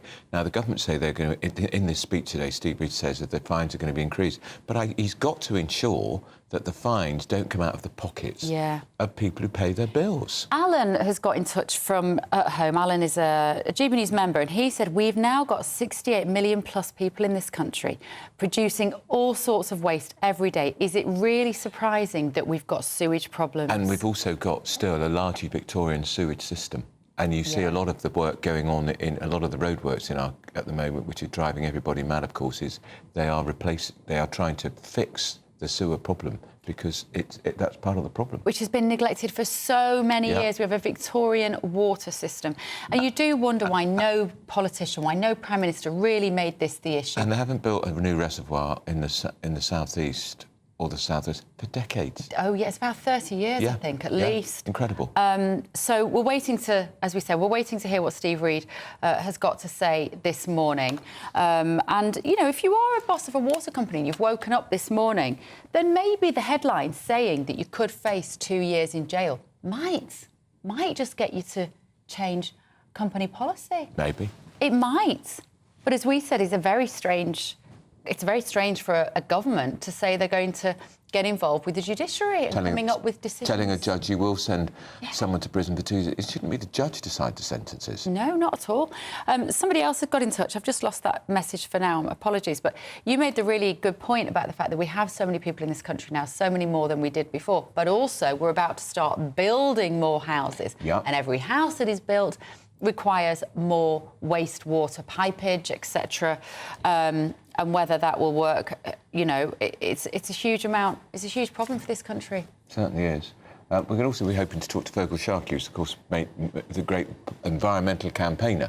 He's going to be talking about the issue. And it shouldn't. The thing is, it shouldn't take people like Fergal Sharkey to be making a noise about this. And he has done an amazing job. Of course, he is a musician and a pop star, and he's made this a passion project of his to campaign for clean waters. And we also have the actor James Murray, who's been on this show a few times. He's also made it a passion project of his. Who would be fighting for our waters if it wasn't for these people making it a voluntary exercise to make a lot of noise and to hold politicians to account? Who'd be doing it? Well, we can go now live to Steve Reed, who is the Environment Secretary, who's about to speak and tell us exactly what the government's planning to do. This is Steve Reed. You can't invite one of the country's best campaigners without them doing a bit of campaigning. Always fantastic to hear from you. I'm delighted you're here, and so many other people as well, from the many, many sectors who have an interest in water and what happens to water. It's, I mean, I think many of us were at the Green Alliance event last night, so it's a bit of a continuation of that as well. But it's important that we're all here together from the different sectors, because it is only by being together that I think we can find the answers that can finally resolve this very profound problem that we have with the state of our water in this country. Now, if we were standing where we are now, in the summer of 1858, we'd be overwhelmed by noxious fumes rising from the River Thames out there. the result of a toxic mix of untreated sewage, refuse from livestock, chemical waste from factories. The smell became so bad people were fainting in the streets. Parliament had to soak their blinds in a chloride of lime. Public health was at risk. The stench, notorious in history as the Great Stink of 1858, reached such a point that the then Chancellor of the Exchequer, Benjamin Disraeli, was compelled to intervene. On the 15th of July, Disraeli addressed the House of Commons. He lamented the demise of the Thames into, and I quote, a Stygian pool reeking with ineffable and intolerable horrors. And he asked for leave to introduce a bill that, in his words, would attempt to terminate a state of affairs so unsatisfactory and fraught with so much danger to public health. The legislation became law on the 2nd of August of that year. In steps civil engineer Sir Joseph Bazalgette, tasked to revolutionise the sewage system. Between 1859 and 1875, 82 miles of underground sewers and over 1,000 miles of street sewers were built under Bazalgette's guiding hand, stopping the free flow of sewage into the Thames. This prevented bacteria entering drinking water, saving thousands of lives from cholera. Bazalgette's work was remarkable, but it was not in isolation. Water infrastructure was being built right around the country. Near Manchester, John Frederick Bateman was masterminding the Longdale chain, a suite of reservoirs to supply fresh drinking water to Manchester and to Salford. And in 1896, construction of the Elan Aqueduct began, a series of pipelines and tunnels engineered by James Mansur, covering 73 miles around hills, through valleys and over rivers to bring clean water from the Welsh Elan Valley to the city of Birmingham. Those feats of Victorian engineering were extraordinary. They brought water to thousands of people, saved countless lives by tackling disease, and in many cases, they still supply fresh drinking water to our cities, towns and villages to this day. Environment Secretary giving us a guided tour of the Victorian water system, and what we actually want to hear from him is... Could he just tell us what he's going to do about these wicked water companies who pollute our rivers and the sea? Honestly. I do not want to know about Bazalgette, who put in the sewer system in Britain in the first place. If you're a politician watching this show, we would love to take your speeches live. We're always here mid-morning. We'll take your thrilling speeches. You can say what you want. But what's he doing? We've got an issue here. Come on, get to your point. Anyway, we're going to take a break and we'll keep watching to see if he says anything interesting. And we're going to talk about... Well, he hasn't so far. We're going to talk to Fergal Sharkey as well. So don't go anywhere. We'll keep watching so you don't have to.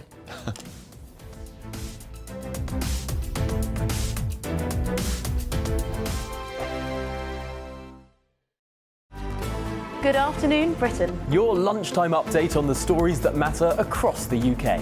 From breaking news and insightful analysis, inspiring stories and lively debates. You're comparing yourself to a former Prime Minister. Which is it? Stay informed, stay updated, stay entertained. I just don't know how anyone would not want to be there. Every weekday from midday. We are Good Afternoon Britain, only on GB News. Britain's news channel.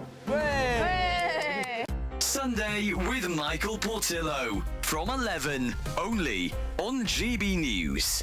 Club Classique, previously known as Méthode Club Classique, is South Africa's answer to the famous French fizz. They basically have to be made in South Africa and also by the traditional method. So it's exactly the same method as champagne, but is made in a different place. So they can't call it champagne because it's not made in Champagne, but it's very similar.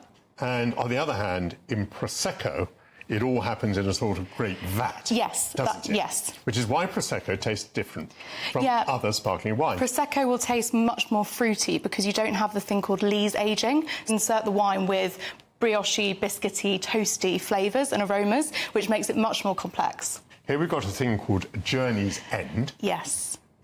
And would you like to tell us, I've said that people didn't want to splash out on champers. They might want to go the Cap Classique route. Yes. What would they be saving? How much might that cost in a shop? So this one here will cost you about £17. So it is considerably, I guess, better value for money than champagne. But I'd also comment that it's probably a good deal cheaper than English sparkling wine, which is interesting. Yes, that is correct. Now, this second one is Yes. called Kleiner Salzer. It is, yes. And you told me this is a little more expensive than the first one. It is. What price were we talking about here? About 20. About 20. Yes. Not vastly more. No. Are we going to taste £3 worth of improvement? Oh, and by the way, it went so beautifully with the cheese, just as you advised. Are South African sparkling wines, Cap Classique, are they pretty well available in English wine shops, British wine shops? They are, yes. You can find them in all of the supermarkets. Growing and that's on offer at the moment, actually. That's £11.99 from Waitrose, which is exceptional value. That is insane. Yes, it is. And you can also... So I bought with me today, so this is a Pinot Noir only, so that's a rosé sparkling. GB News, the People's Channel. I'm Michael Portillo. This is GB News, the People's Channel, Britain's news channel. If you want your news to be straight talking... This is a nightmare for the Conservatives again. Down to earth. It's not just Nottingham where this is happening, is it? And most importantly, honest. Hard-working, middle-class taxpayers, they'll get their book thrown at them. Then catch me, Martin Daubney, Monday to Friday, 3 till 6 p.m. on GB News, Britain's news channel.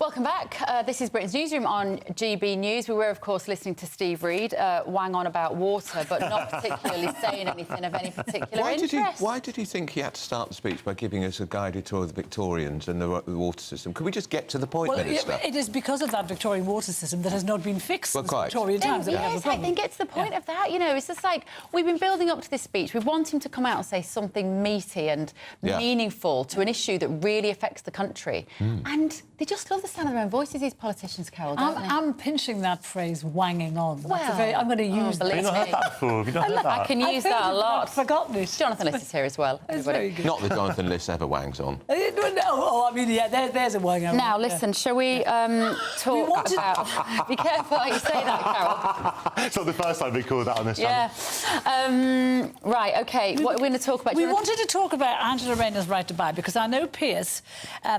we were around at the time that Thatcher did this and brought this right to buy in, weren't we? And I don't know about you, but at the time I thought it was an amazing thing because people who could never have imagined themselves having a mortgage were suddenly property owners.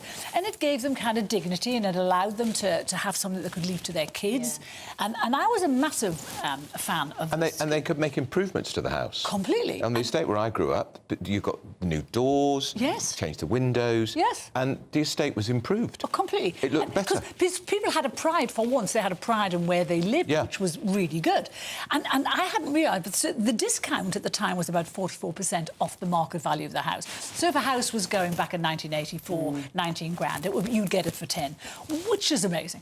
But what's happened down the years? But the Tories, and I know no one wants to hear anything good about the Tories, but the Tories, Thatcher did replace the houses that she sold off. She built like 250,000. Nowhere near as many. It was never like that. I have the figures, 250,000 between 1885. So anyway, that was... Then it slowed down after that. However, now what's happening is... And I never thought in a million years I might agree with Angela Rayner. I mean, I need to spit the words out here if I have to say agree with her.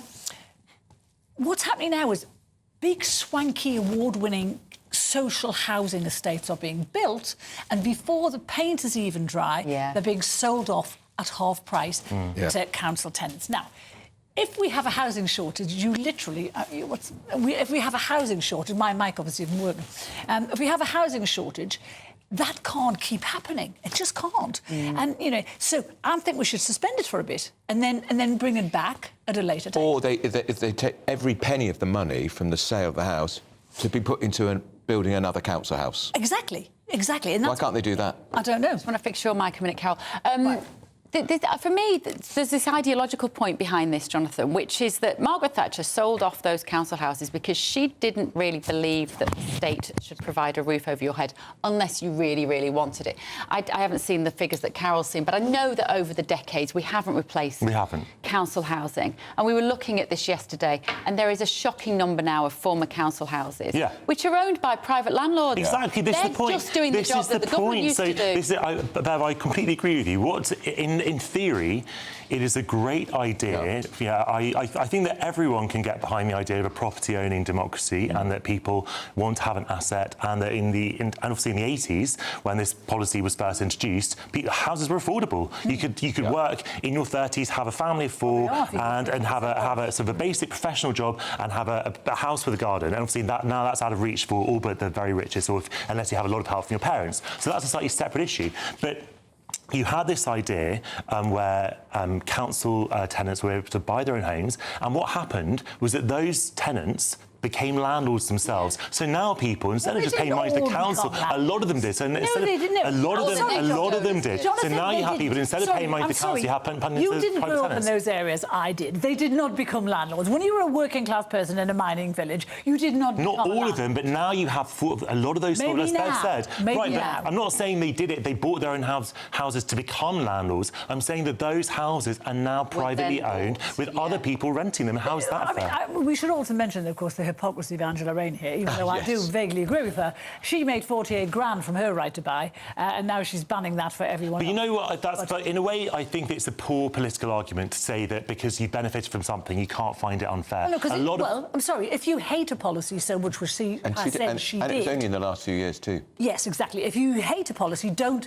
cash in on that policy. Don't buy the house in the first place. I mean, if something is available to you, it's human nature to take advantage of it. It doesn't mean that you think it's right. And I think that if you are then trying to make it fair for everybody, there are a lot of people who went to private school, for example, who think that's unfair and campaign against it. There are a lot of descendants of immigrants who, think that migration is a bad thing. If you're ideologically opposed to this policy, it is very odd that you would benefit from it yourself. Yes, exactly. Why would you buy it? You think about Keir Starmer was asked the question, would you use private medicine to help a loved one?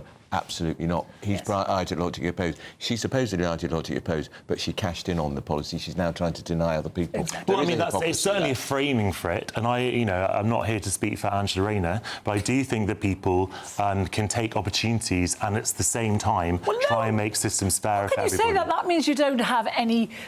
You don't have morals, you don't have any kind of ideology. Carol, if you offered a £25,000 discount on something, would you say, no, I'm not going to take this for ideological reasons? I'm sorry, if I had spoken out against something and then cashed in on it, yes, I would expect to be slated for it completely. And especially if I was the politician. Ultimately, she's the housing secretary. She has to make decisions about housing for her entire country. I do agree with her on that. I really want to get to the coffee. Yes, let's get to the story. Can't we? We can even talk about the House of Lords. No, let's talk about that's boring, actually. That is boring. It is a good story, actually. Story. Just in a nutshell, how do you feel about the House of Lords getting rid of hereditary peers? Get rid of them all.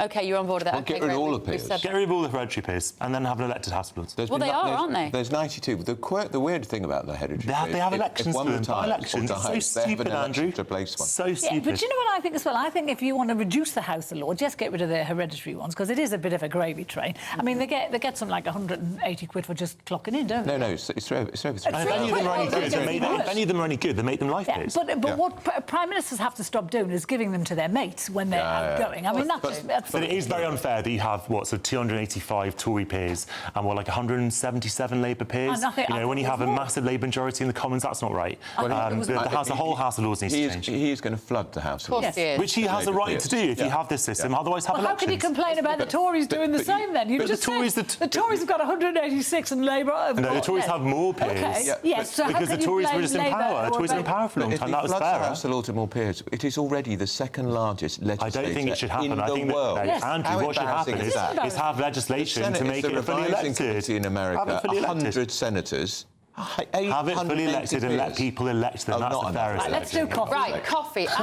Adults aged 28 to 43 spend how much a year on coffee, Carol? £728. Unbelievable. Which I find astonishing, because the baby boomers, me, right, we only spend 200 and something. And they spend that. So people don't know what millennials are. It's 28 to 43. Yeah. People like me, it's like 50 to whatever. So we spend much less on things. But the reason I spend less is not because I'm being tight. It's because every time I go to a coffee shop, I swear to God, I go, can I have a skinny latte, extra hot? And they go, do you want milk in that? And I go, what? I have just told you. I want it extra. Do you want it? Why are they asking you milk in a latte? Because they're not listening to you. It's the decision-making process that overwhelms me in coffee shops. I won't make coffee, and I tell you what, it's one of the last luxuries I'll give up. Oh, give me a break. There's such a... this is going to sound awful, right? There is free coffee. I hope you don't mind me. There is free coffee out in your green room, which is very nice. Too loud because management will confiscate that. But there is a very nice cafe in the building just above us. Are you telling me that you buy it from the cafe upstairs rather than get the lovely fresh coffee we have here? I really like it. And how much do you pay for it? £3.50. £3.23 with a... Yeah. Do you own your own house? No. I'm not going to talk to you about that. Do you have ambitions? Okay. Do you have ambitions to own your own house? Well, we all do, but it's the avocado latte. It's the avocado latte. It's absolutely nonsense. You'll never own your own house. £3 a day. £3 a day is not going to make a house more affordable. He's just paid that for his coffee, and we've just paid nearly £3 for a... what have you paid £3 for? Oh, you're giving away all our secrets now. Exactly. So that's £6. There's £6 when that... And you're doing that every day? I think that it's a serious point. I think that people are entitled to have luxuries. Then don't expect to own a house. Well, no, it's such nonsense. Houses are so much... You're just trolling me, babe. You know you are. I'm winding you up a little bit. But there is some truth in this, because I see it in my kids. They just don't understand that you can't just waste money on... Do you know how many avocado toasts you'd have to save on to buy a house? Do you know how many? Not that many. I think it's a generational thing, because years ago, if I wanted something, I really had to save. When I wanted my first house and I was determined to have it, me too. 2/3 of my salary was spent on mortgage, and the rest... there was nothing. There was no clothes, there was no fun, there was no makeup, no nothing. I had to just, wait. And my parents' generation was like that. But now, as you're right, kids, they grow with everything around them. Coffee is £3.50, and they think, well, that's all right. I'll just buy that. No, I'm going to teach you, Jonathan Liss, there's a phrase, it's called cut your cloth accordingly. Yes. That's what we'll have a little chat about that one day when I can patronise you a little more. I've cut my cloth perfectly well, thank you, Beth. He should just iron his cloth now and again. And the coffee in the green room is apparently very nice. It is nice, but I just really wanted to flat white. I'm sorry. I'm exactly the stereotype that you all hate. I'm sorry. It's a stupid As if your viewers couldn't hate me anymore, they already do. What does it mean? Flat white. It's an Australian version of a latte. We have a little bit more coffee, a little bit less milk. It's a stupid So you go in, it's like an exam. That's why I get stressed, because I ask for something, I don't get it, and then I'm meant to feel like an idiot because I've not asked for the right thing. Yeah, you get a coffee. So can I have a coffee? So say what sort? Just a cup of coffee. We've got to go on. Us three boomers have got to stop talking, and this champagne socialist has got to... I'm not a champagne socialist. Here's Sam Francis with your headlines.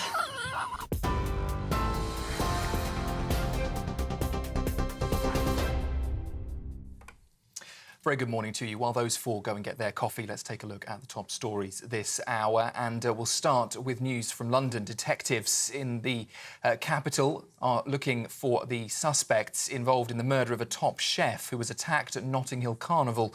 And they've now released images of 16 potential witnesses. Musi Mnetu from Dubai was found unconscious with a head injury in Queensway in the capital and sadly died 4 days later.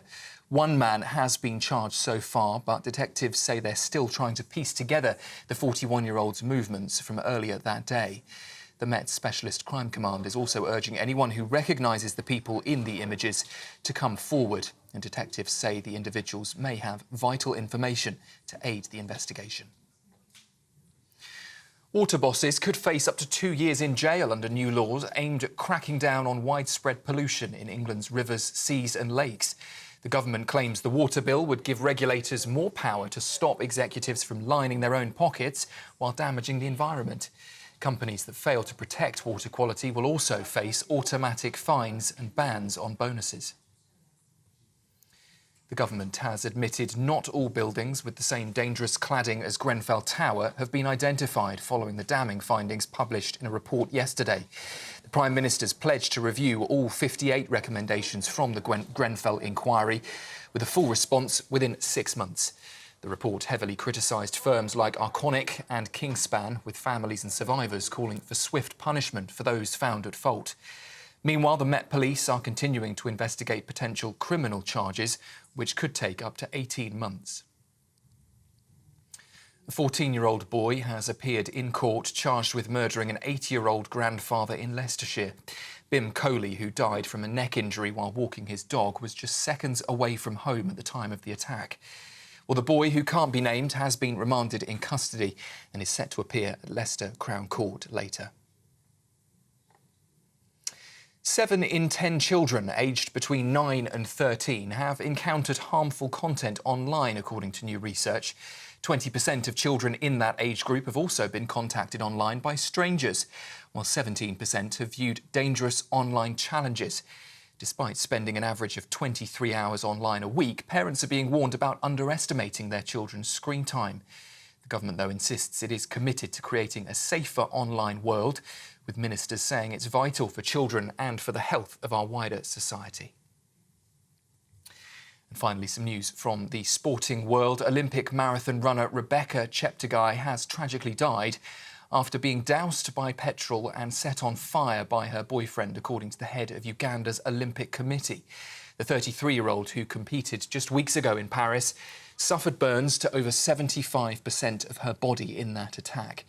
She's the third female athlete killed in the country since 2021, and the Ugandan president has called it cowardly and senseless. Those are the latest GB News headlines for now. Your next update in half an hour. For the very latest GB News direct to your smartphone, sign up to News Alerts by scanning the QR code or go to gbnews.com/alerts.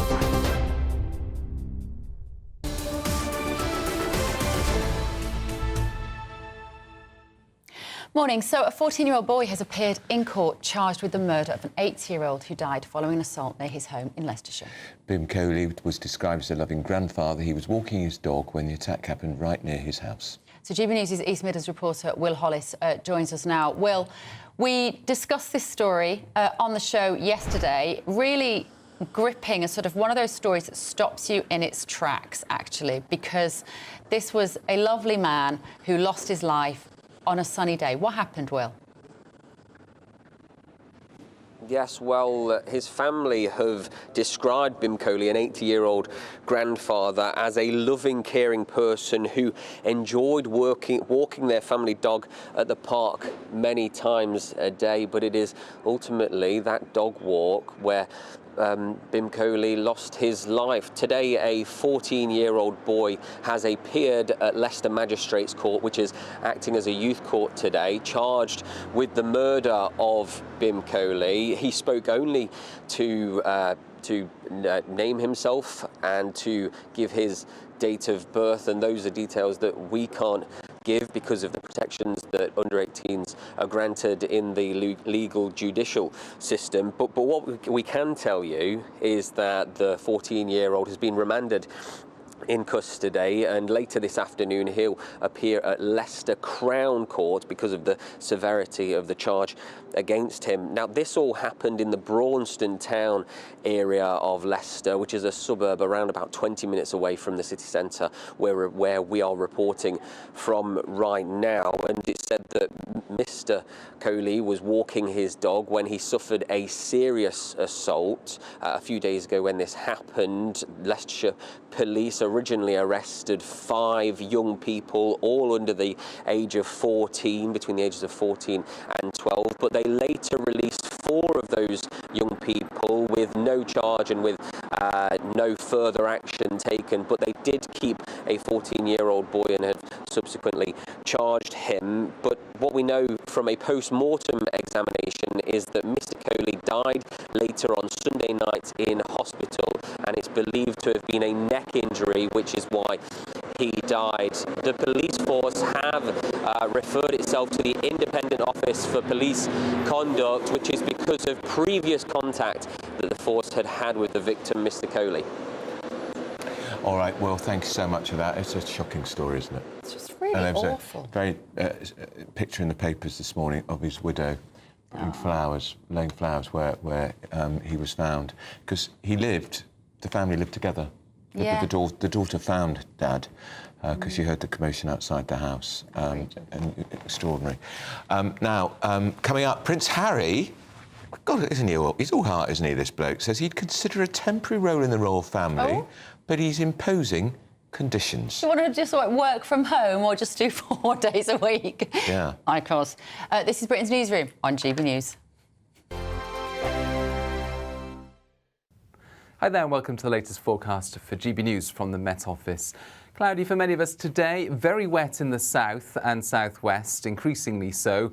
Very warm. Meanwhile, in the northwest, we've got low pressure over the near continent, an easterly airflow and weather fronts moving up and stalling across southern parts of the UK. So this blossoming area of rain across southern counties of England into South Wales, increasingly heavy and persistent as we head into the afternoon for parts of Hampshire, Dorset, Devon and Cornwall. And that could cause some issues, so a rain warning in force. Meanwhile, a lot of cloud across central and eastern parts, some drizzle and mist and low cloud for northeast England, eastern Scotland, but western Scotland, Northern Ireland, seeing plenty of sunshine. And over the next couple of days here, it's going to turn increasingly warm, almost like summer has arrived at last. But it's not the case for the southwest into the evening, with some very heavy rainfall for the evening rush, and that could cause some transport disruption for a time. As you can see, a lot of low cloud and some mist and drizzle for northeast England, eastern Scotland, western Scotland, meanwhile, as well as Northern Ireland. A beautiful end to the day, plenty of blue skies before the sun goes down. And we're going to keep the clear skies in the northwest overnight. Northwest England and North Wales also seeing clear spells. But wherever you are, it's going to be a mild night because relatively humid air is arriving from the east. That's originating over Central Europe. So temperatures of 15 to 18 Celsius as we start off Friday. A fairly muggy night wherever you are. And another wet start to the day across the south and southwest. Some increasingly heavy rain once again, potentially causing issues on the roads first thing. That does ease a little into the afternoon, but there'll still be some damp weather around. Meanwhile, sunnier skies further north. Temperatures peaking in the mid to high 20s in the northwest. Good afternoon, Britain. Your lunchtime update on the stories that matter across the UK. From breaking news and insightful analysis, inspiring stories and lively debates. You're comparing yourself to a former Prime Minister. Which is it? Stay informed, stay updated, stay entertained. I just don't know how anyone would not want to be there. Every weekday from midday. We are Good Afternoon Britain, only on GB News. Britain's news channel. In the GB Newsroom, we bring you the news as it happens. With our team of dedicated journalists across the UK, we're ready to keep you up to date with what's happening every half an hour, every single day. Bulletins here on GB News, the People's Channel, Britain's news channel. I'm Isabel Webster. Thanks for joining us on GB News, Britain's news channel.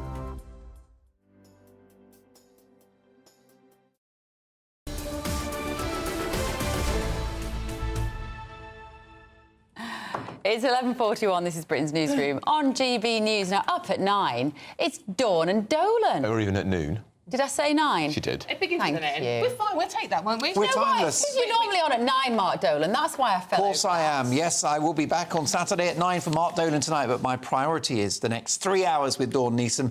So much to sink our teeth into. Indeed, yeah. Talking of the vampire being up at night. Seriously, we have got giant flashing aliens. Starting off with the light stuff. OK. Yeah, all will be revealed, quite literally. Giant flashing aliens. Yeah, I know, see, but I'm intrigued. You didn't have giant flashing aliens, so you've got to stay tuned for that one. But we've also got, I'm curious about what's going to happen on Tuesday when thousands of prisoners release early and just let out of prison. What's going to happen? And there's a loophole, isn't there, which could enable some of them to be violent offenders and sex offenders. Yeah, and there's nice. thousands of them standing on a platform near you on a train station going, where do I go? Well, what do I do? 8,000 years ago, when I did a politics degree, the first thing I learnt was that the purpose of the state, of any government, is to keep order on the streets and to protect the national boundaries. We are failing summarily at both. That's not going well. We've got some royal stuff. We're joining Prince William live. What's he doing? Well, you'll have to stay tuned. The point of this is to get you watch. Will the royal brothers ever bury the hatchet? Because that is the key relationship within the royal family. I don't think In one another was the last bit of the sentence. I mean, I think that William is just incandescent with rage. That's his permanent position now, and I can't see any of that If they couldn't even bring themselves to speak to each other at an important family funeral, that says a lot. I don't like And this they word. should have spoke to each other. I think so. I think that hatred is there now. I think bad blood. And it's a tragedy not just for the boys, but for their father. And this idea now that Harry wants an apology from William. Over what? Brass neck? Over what? We've also got, we're going live to the Jeremy Kyle show inquiry, so that'll be interesting. I thought Jeremy you were going to say we're going to go live to the Jeremy Kyle show. Has it been recommissioned? No, they're not doing that story on us just yet. Pregnant teenagers. And it does beg a question, by the way. I'm not a teenager, I'm not pregnant. Well, It's just, it was a big curry last night, right? Give it time. But it's a question about shows like Jeremy Kyle. Do they exploit the public?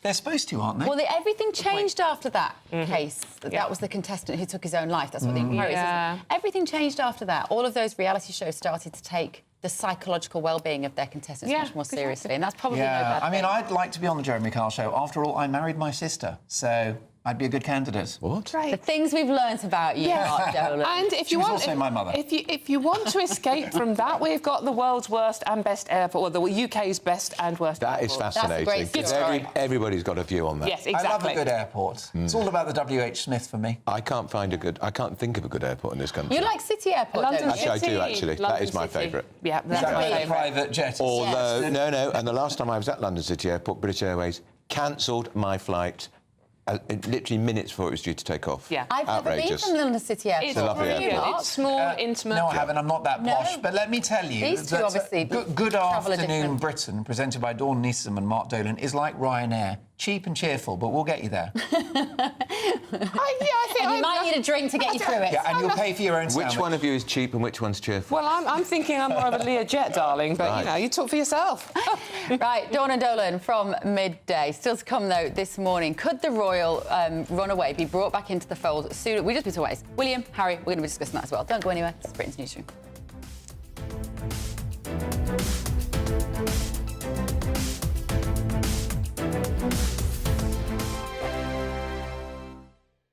If you want your news to be straight talking, This is the nightmare for the Conservatives again. down to earth, It's not just Nottingham where this is happening, is it? and most importantly, honest, Hard-working, middle-class taxpayers, they'll get their book thrown at them. then catch me, Martin Daubney, Monday to Friday, 3 till 6 p.m. on GB News, Britain's news channel. I'm Stephen Dixon, and thanks for joining us on GB News, Britain's news channel. This is GB News, Britain's news channel. With record temperatures expected this week, how do zoos keep their cooler creatures cold? Well, at Yorkshire Wildlife Park, the polar bears are enjoying a vegetable ice block. Polar bears, they do have quite a variety of different temperatures that they naturally do find. Once they're moving off these polar ice caps, they are in the likes of down in the areas of Canada, Hudson Bay. Naturally, they were finding polar bears in 35-degree temperatures year upon year. So they are very much used to warm temperatures and heat waves as such. What you'll tend to find is they'll go for a good swim and then go for a snooze in the shade thereafter. Not wanting to miss out, the sea lions are treated to a huge fish lolly. In the hot weather, it's really important to give them ice because these guys, they don't drink salt water. These pools are actually saltwater pools. They actually drink fresh water. They've got 2 freshwater pools in their house, but again, being able to provide that in their outside enclosure is also really important. So offering them ice with their fish is not only enriching, but it's actually beneficial to their welfare as well. Other animals like the lemurs will be basking in the sun, but also cooling down with frozen sweet potato. So we've got 3 different species of lemur here. They come in all different shapes, colours, sizes, but they are native to Madagascar. Madagascar can get quite hot, understandably, so throughout the cold months here in Yorkshire, we do give them a nice heated house all year round, but especially making sure it's nice and warm in the winter for them. And it does mean that in the hot spells as well that we're able to keep our eyes on them and try and give them things that make them a bit more comfortable with that incoming hot weather as well. The frozen food on offer here certainly has the seal of approval on what could be the hottest day of the year. GB News, The People's Channel. I'm Ellie Costello, and thank you so much for joining us here on GB News, the People's Channel, Britain's news channel. We're proud to be GB News, the People's Channel, and as you know, we always love to hear your views. Now, there's a new way of getting in touch with us at gbnews.com/yoursay. By commenting, you can be part of a live conversation and join our GB News community. You can even talk to me, Bev Turner, or any of the members of the GB News family.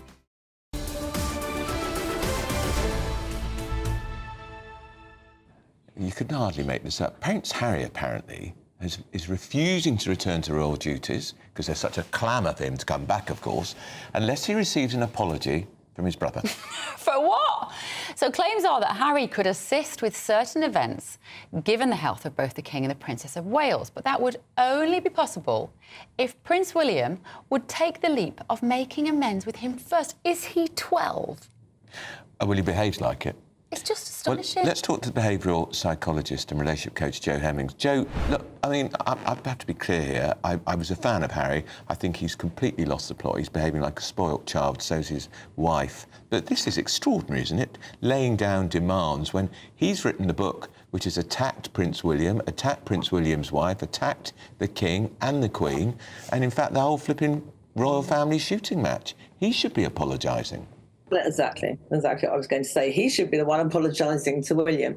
I mean, I'm not quite sure what he wants William to apologise for. That's not made clear. Look, they've had several chances to reconcile. They've had the Queen's funeral, they've had Charles with cancer and Kate.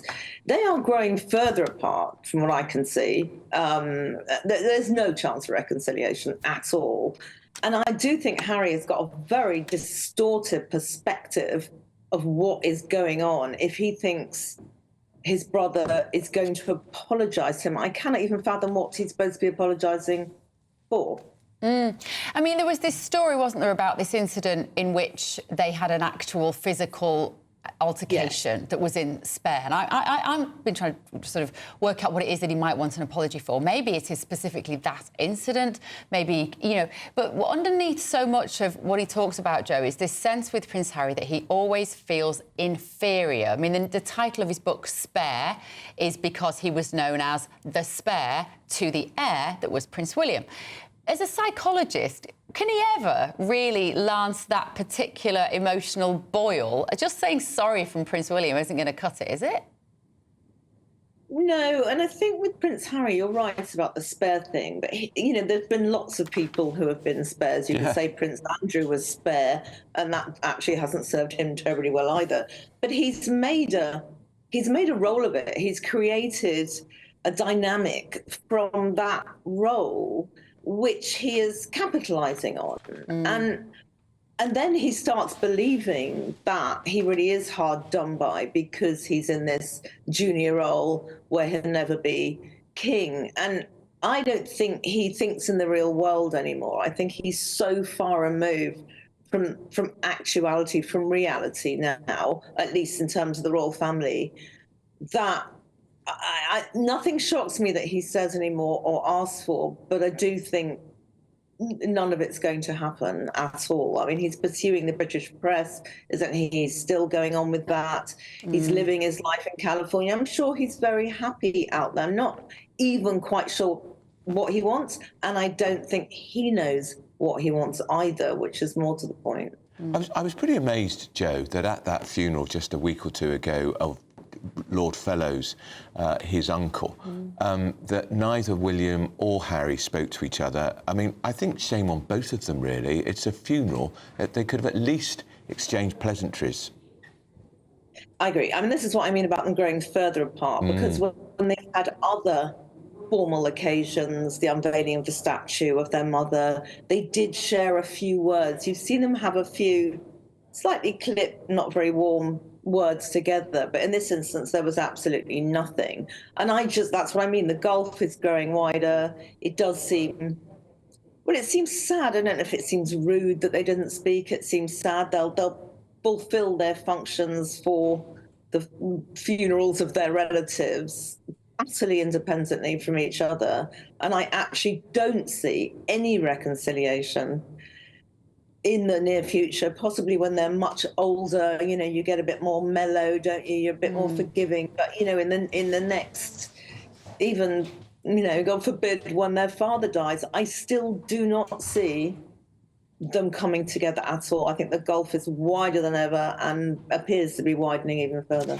As a psychologist, Jo, if you had Prince Harry sat in front of you in a chair, where would you start?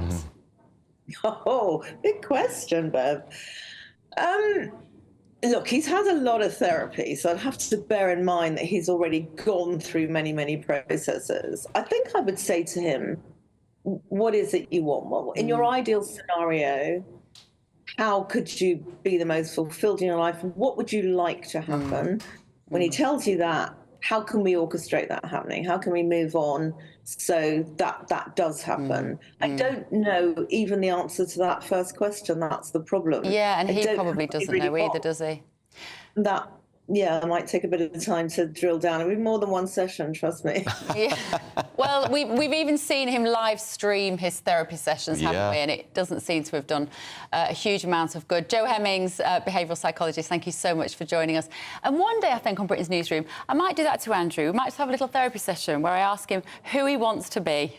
I think I know who I want to be. I don't think I need therapy. And we will be back doing what we like doing best next Monday morning at 9:30. We'll see you then. Yeah. Good afternoon, Britain is next with Dawn and Mark. I'm looking forward to that very much. We'll see you next week. See you then. Andrew and Bev, what a fabulous show that was. Well, we pick up the baton at 12. He'd like to be in the White House, but is Donald Trump headed for jail? We'll get the latest from the United States. Plus, the Tories are choosing their next leader, potentially the next Prime Minister of this country. Who should they go for? Well, someone that's going to decide what happens with all the prisoners we're releasing on Tuesday. Suddenly, we're going to have lots of them on our streets. What's going to happen? Oh, and giant flashing aliens. But first, I think we've got the weather first. I think we do. And I won't be flashing. Looks like things are heating up. Boxed boilers, sponsors of weather on GB News.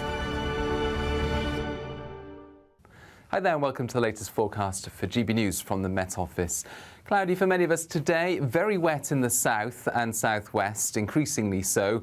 Very warm. Meanwhile, in the northwest, we've got low pressure over the near continent, an easterly airflow and weather fronts moving up and stalling across southern parts of the UK. So this blossoming area of rain across southern counties of England into South Wales, increasingly heavy and persistent as we head into the afternoon for parts of Hampshire, Dorset, Devon and Cornwall.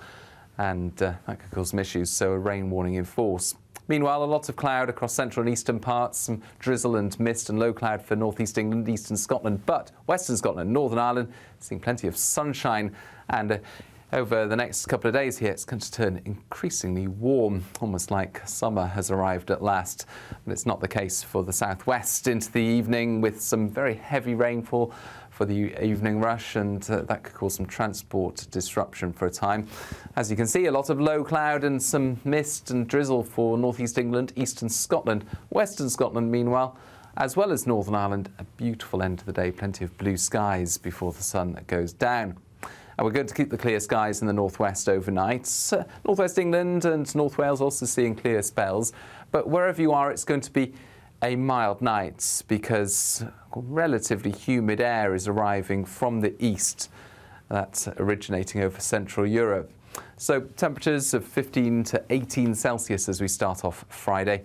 A fairly muggy night wherever you are. And another wet start to the day across the south and southwest. Some increasingly heavy rain once again, potentially causing issues on the roads first thing. That does ease a little into the afternoon, but there'll still be some damp weather around. Meanwhile, sunnier skies further north. Temperatures peaking in the mid to high 20s in the northwest.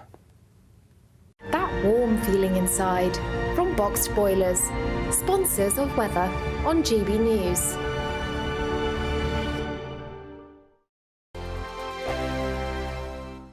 This is your chance